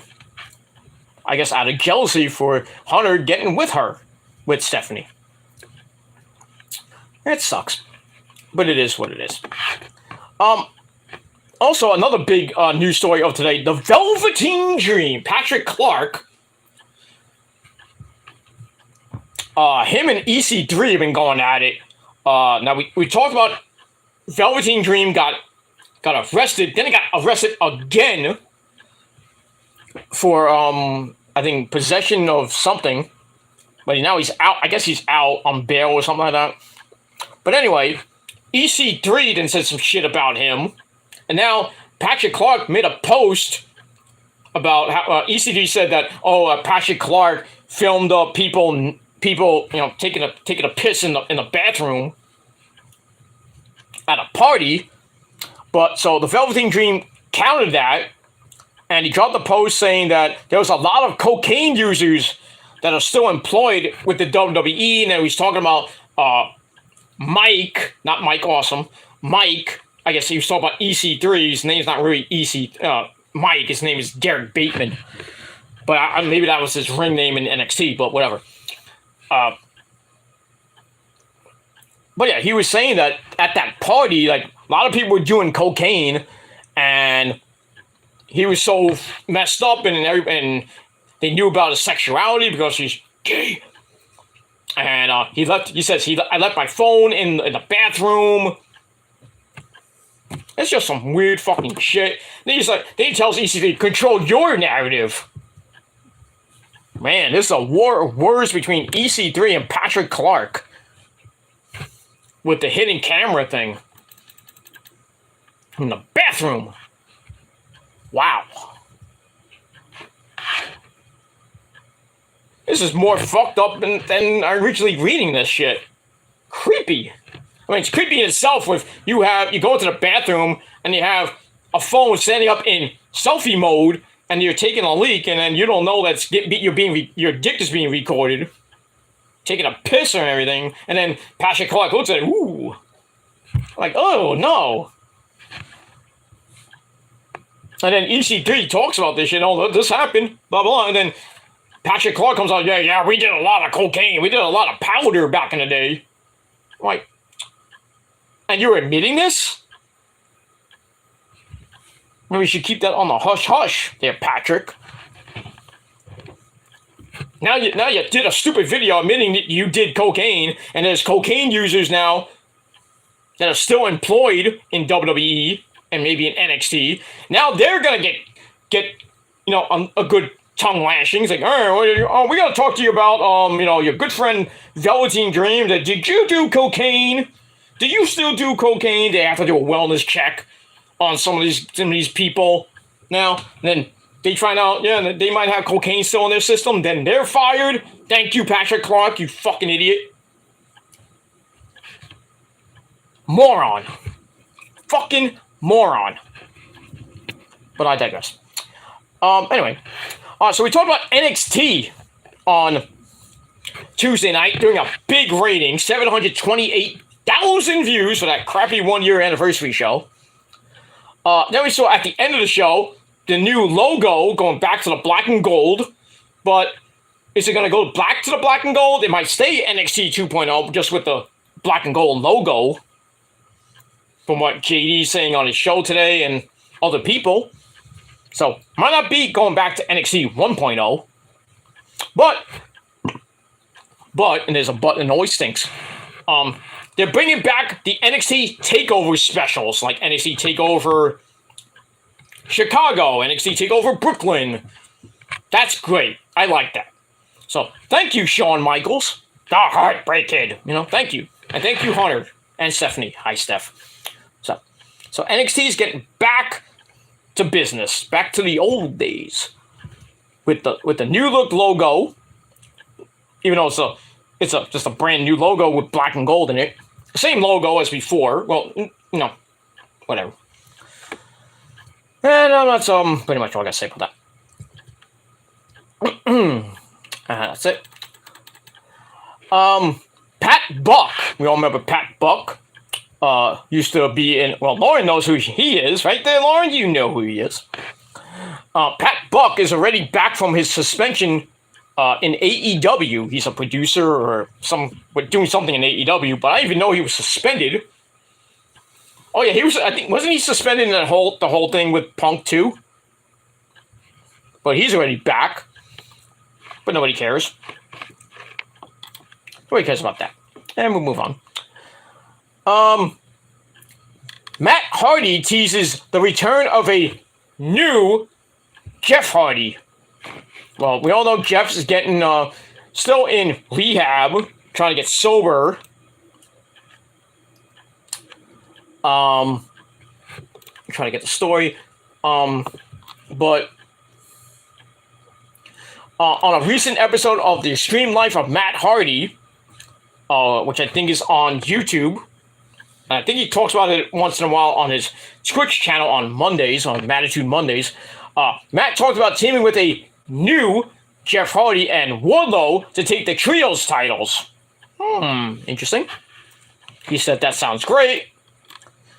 Pretty exciting. We're getting close to the point where we meet the new Jeff and we figure out his future and what he needs, what he ends up doing. Hopefully, Jeff can get sober for a few years and he doesn't relapse again, and then his wrestling career is over and possibly his life, hopefully not, but I'm happy Jeff's getting better, but can he stay better? Can he stay on the sober and get away from the bottle and the drugs and shit? Please? End your career on a high note, not a low note.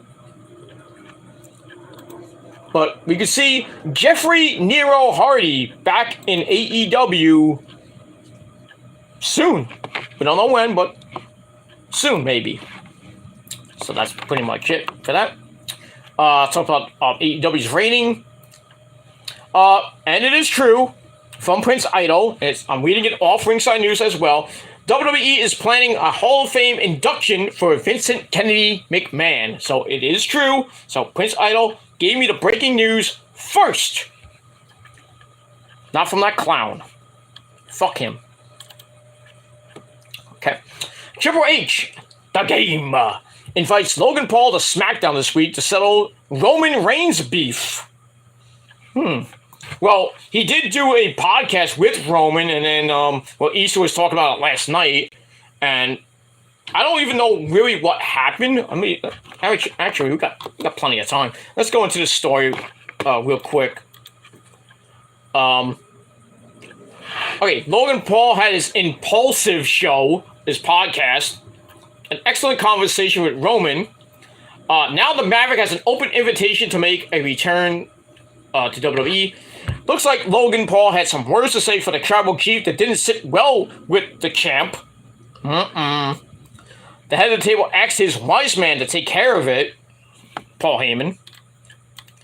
Paul Heyman called the tax done, but Logan wasn't convinced on how he would handle the situation. He asked Paul on how the situation would get taken care of, and in comes Triple H. So Logan Paul plugged his podcast with Roman, which you can watch whenever you want, or listen to. And the tribal chief replied to say, I bless the world and bring the island of relevancy to your show.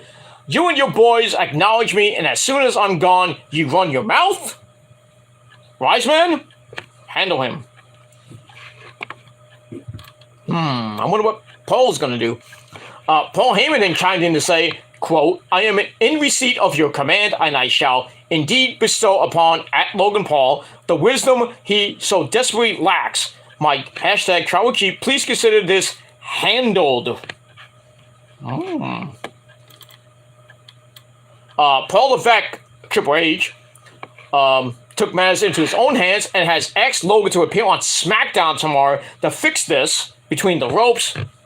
So it looks like we're going to have a Logan Paul, Roman Reigns face-to-face segment.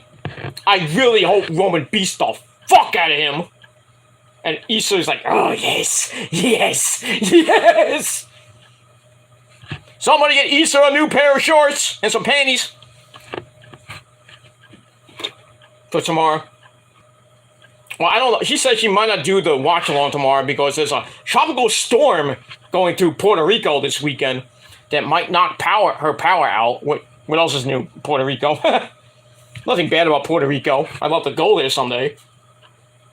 Maybe visit Issa. Maybe. I don't know. Or just go tour the island. I don't have to go see Issa. I'll just tour the island with the missus and just...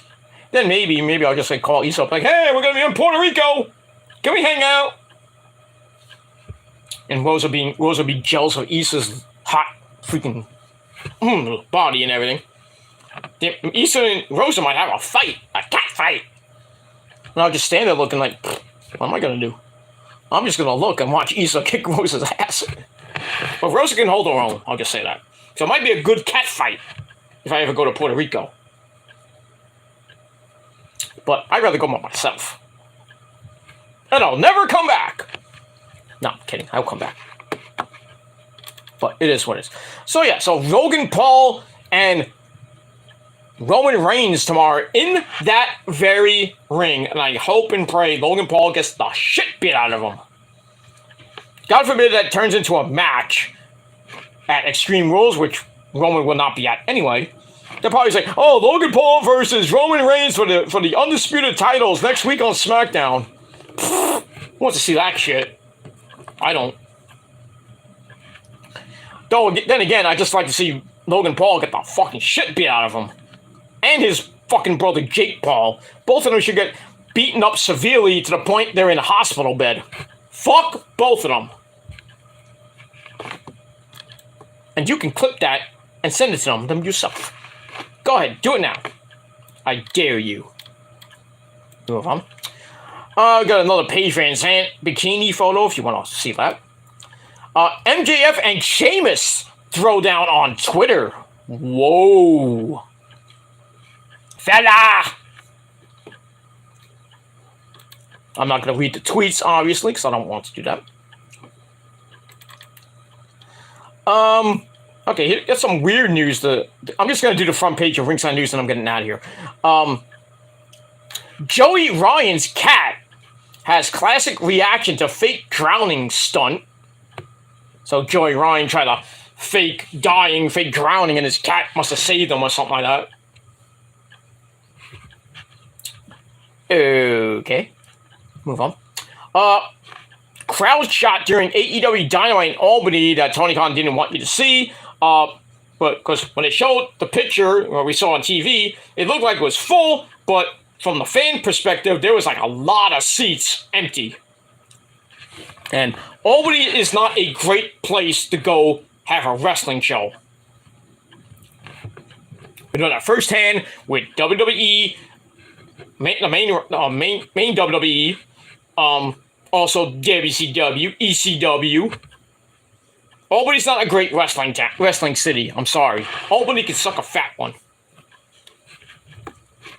Buffalo is good too. Buffalo's a good city, but Albany, you can suck a fat one. There you go. Move on. We got Tennille Dashwood, Emma in some jaw-dropping underwear shots. If you want to see that. Anyway, interesting news about the Iron Claw. Jeremy Allen White, whoever that guy is, to star in the Iron Claw Von Erich movie. I didn't even know they were making a Von Erich movie about the Von Erichs. Kerry, Kevin, and the other Von Erichs that passed away. There's only a couple of surviving members left of that great family. But yeah, Jeremy Allen White is going to star in the Iron Claw Von Erich movie. Which Von Erich he plays? Kerry or Kevin? Who knows? It's probably going to be one of those Von Erich boys. Those good Christian boys. Anyway. Here's a blast from the past. Ricky the Dragon Steamboat is going to be making a wrestling ring return pretty damn soon, but not for WWE.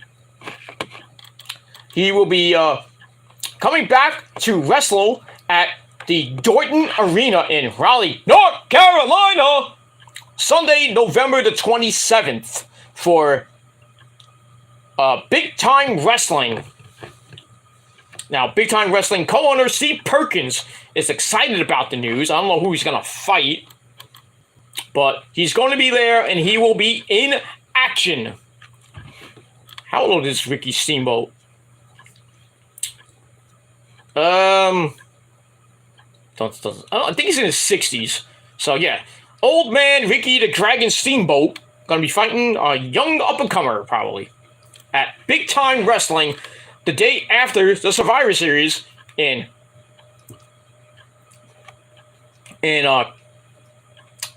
Raleigh, North Carolina. There you go.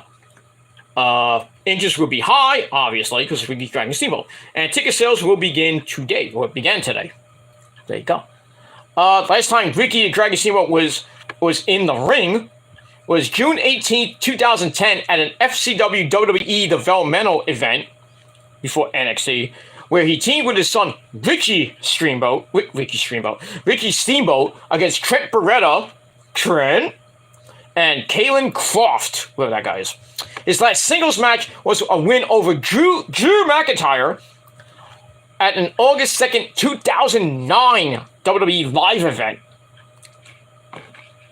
I think that was way after the Chosen One gimmick. I think that might have been the 3MB gimmick with Drew McIntyre before he went to TNA. That's nice.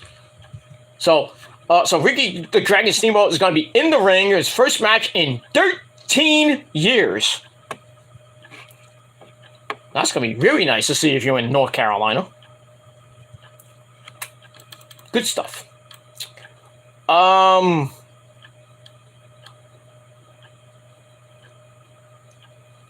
There also may be a return to WWE with him working some capacity, not as a wrestler, of course. Probably be like an agent or like a backstage guy. Triple H is open to the idea if the price is right. That's some interesting stuff for Ricky the Dragon Steamboat. What do you think about that, Randy? Ooh, yeah, me and Ricky Steamboat WrestleMania 3, did it. Yeah, but he beat you, Randy. Shut up! Macho Man didn't get beat. I lost because of Georgiano Steel. Mine! Ain't that right, Miss Elizabeth? That's right, Randy. There you go. There you go. Okay. Impact Wrestling fans dealing with bad DVR glitch tonight. Huh. Good thing I'm not watching. Not that I watch Impact that much anymore, only for Rosemary. But I could just watch that on a stream if I had to. Or just watch the highlights on YouTube. Anyway. Johnny Gargano, Johnny Wrestling, addresses Candice LeRae, his hot wife, and mother of his baby boy. Candice LeRae might be making an in-ring return pretty soon. That's good. That, talk about Joey Ryan's cat. And shit. EC3 responds to Velveteen Dream's drug accusations about the cocaine. Ugh. There is a video about what happened with Bryan Danielson after AEW Dynamite went off the air. Now, we saw the match where he got his ankle or his foot got hurt, and then they called for the medic, and then Jericho said, fuck the medic, and they started beating the crap out of him, and still Danielson won the match to face Moxley at Grand Slam this Wednesday night in Queens, where he's going to lose.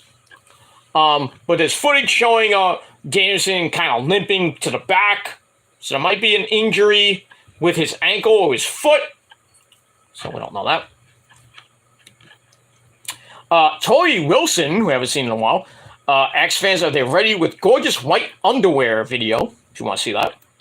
And jerk off. Shawn Michaels offers security guard Hank Walker, remember that security guard that fought Javier Bernal on Tuesday night? Well, Shawn Michaels offered him a contract after NXT, after this week's NXT. So Hank Walker is now an NXT superstar. So even you, even a schmuck like you at home, you fat fuck, sitting on your fucking computer, jerking off to me, you can even be an NXT superstar. They'll just say, hey, come on down, be a security guard. Next thing you know, you're in a storyline, then you have a match, and then next thing you know, Shawn Michaels like, here, I got a contract for you. You don't need Jannetty to sign it for you. You know, I'm the Heartbreak Kid. I'm Mr. WrestleMania. I fucked the GOAT. You can have a contract. I'm like, that was easy. No training needed.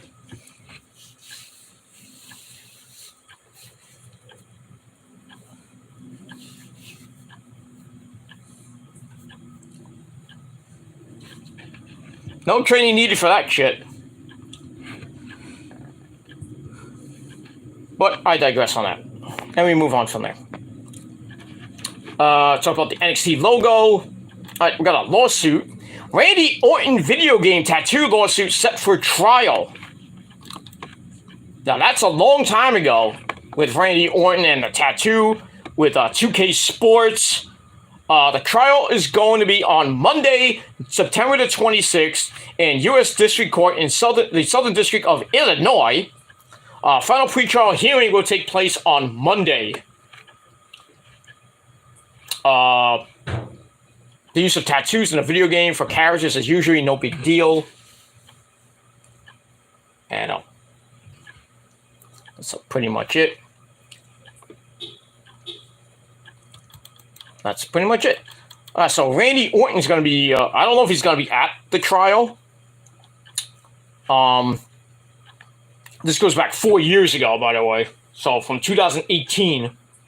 So now they're having the trial for Randy Orton's tattoo case with WWE lawsuit.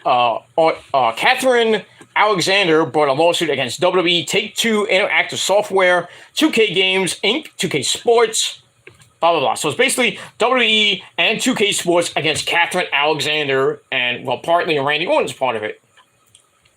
So we'll see what happens with that. And I could care less. I think WWE is going to win that case because they have such great lawyers. Move on. I got a few more stories, and I'm getting out of here. Huge spoiler for WWE's plan on SmackDown this week. So if you don't want to hear the spoiler, turn off the video now. And welcome back. This is about Bailey. Don't give me a hug. The role model was away for well over a year after suffering an ACL injury. She came back at SummerSlam with Dakota Kai and Io Sky, part of the new group Damage Control, the women's tag team champions. We all know what happened on Monday with with Sky Kai winning the women's tag team championships from Raquel Gonzalez and Aaliyah. But according to PW Insider, Damage Control will be present on SmackDown this week. They don't know. They've been added to the creative plans for SmackDown, as PWInsider.com has announced. We'll have to wait and see when Bayley will square off against Bianca Belair for the Raw Women's Championship. Before that, she has business to attend to on SmackDown. So we'll see what Damage Control does tomorrow night on SmackDown. I don't think she's going to get involved in that SmackDown Women's Championship match with Liv Morgan and Ronda Rousey at Extreme Rules, but I think her and Bianca Belair will have a match at Extreme Rules. Doubt in a stipulation match, but I think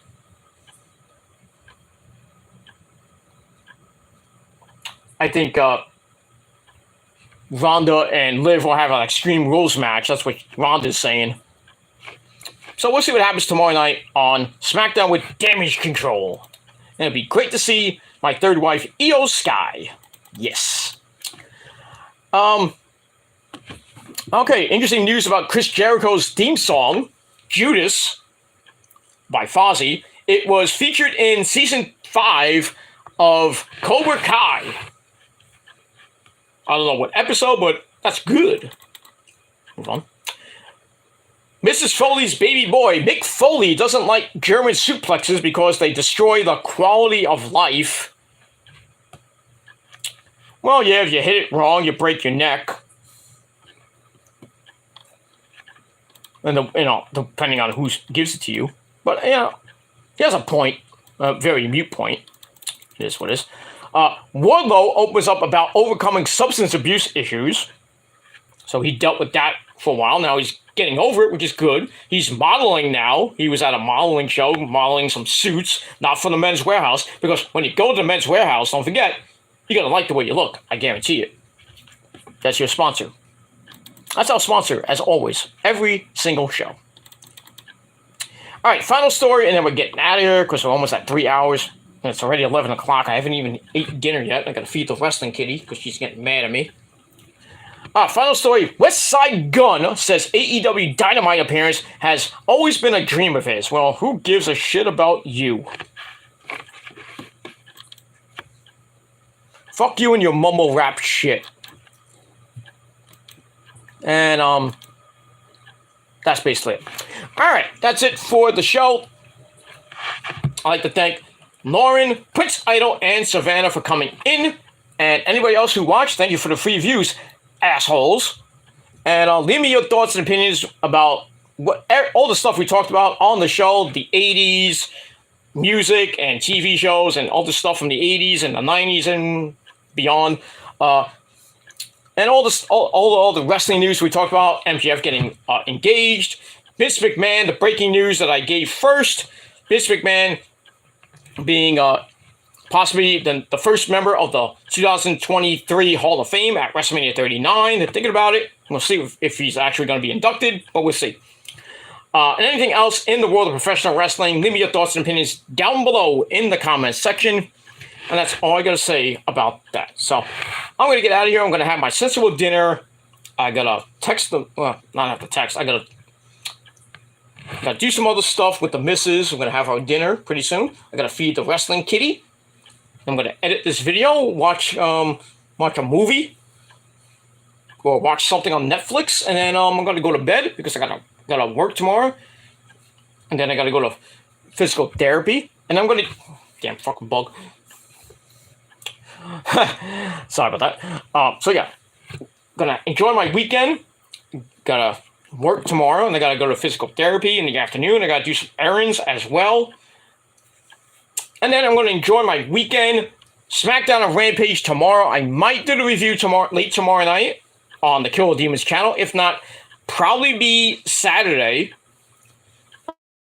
Probably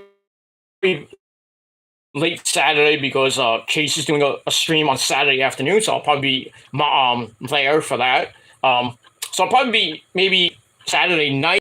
I would say probably about 6, maybe 6 o'clock on the Killer Demons channel. So hit that bell, get notified of when that video will come out, and hopefully you'll be in my chat, and we'll have a good time. Talk about SmackDown and Rampage tomorrow night, and other stuff, of course.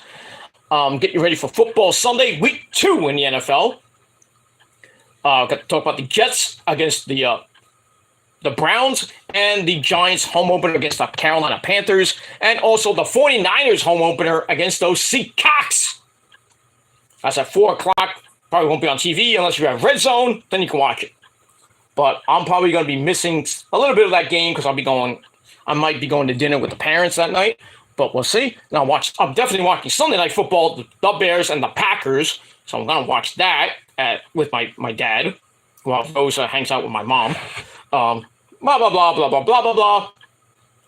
And that'll probably be it. So tomorrow, probably tomorrow or Saturday, I'll do SmackDown Rampage review, and then that'll be it for the rest of the weekend. And then we'll be back probably late Monday night after Raw, or sometime Tuesday afternoon I'll do Raw, and then kind of get back into the swing of things. There may be some days I might not be around to do the reviews, but I will hopefully be back to do them. Might take a day or two later, but we'll see when we get there.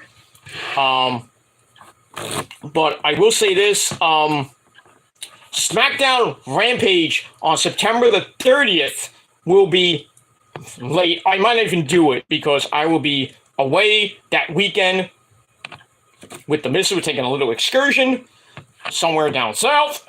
Not that down south, not far down south, but we're going down south. That final weekend of September, we're going to take a little excursion for the day. The 30th, I will not be around, and part of October 1st, I will not be around. But your SmackDown Rampage review for September 30th will probably be coming on October the 2nd, sometime in the afternoon, depending on what I'm doing that day. But I may do it. I may scrap it for that week. I'll let you guys know when we get to that point in 2 weeks. But other than that, I will be around to do SmackDown, Rampage, AEW Dynamite, NXT, Raw, SmackDown, blah, blah, blah. And that's pretty much it for that. So I'll probably put up some community posts just about it when we get to that point. And we'll get there. So stay tuned on my Killer Demons channel on the community tab post. And that's pretty much it. Or if you follow me on Twitter and Instagram and Facebook, I might put up a post about the SmackDown Rampage review. But we'll see what happens with that. But anyway, I'm getting out of here. I'm going to eat because I'm hungry. And that's that. I'm going to watch some videos, watch maybe some Netflix, and chill. And that's pretty much it. Then go to bed and get ready for work tomorrow. And got to get the kinks out of my back. I go to physical therapy to get better. And then I'm going to enjoy my weekend. And that's all I got to say about that. So hopefully you have a great rest of your Thursday night. Mets won 7-1. They're one game up on the Braves. Magic number is now 16, I think. I think it's 16 or 17. Magic number that clinks the playoffs is at 5 or 6 right now. So we'll see what happens this weekend with the rest of the 4-game series against the Pirates. Hopefully the Braves and the Phillies cancel each other out this weekend. And going into next week with the Washington Nationals, and then the Phillies again, and then the Washington Nationals again. So hopefully the Braves cancel themselves out of the race for the division. And hopefully the Mets can wake the fuck up and go on a monster streak for the next 17 games. I'd like to win at least 10 of them. I know the Braves got 18, so hopefully the Mets win at least 10 out of the next 17. Braves, hopefully I'd love to see them go 9-9. Or 8-11 would be nice. Or 8-10, I should say. Hopefully the Braves choke down the stretch, but we'll see. So it's going to be a dogfight the next 2 weeks of the baseball season. And then we're going to talk about the playoffs.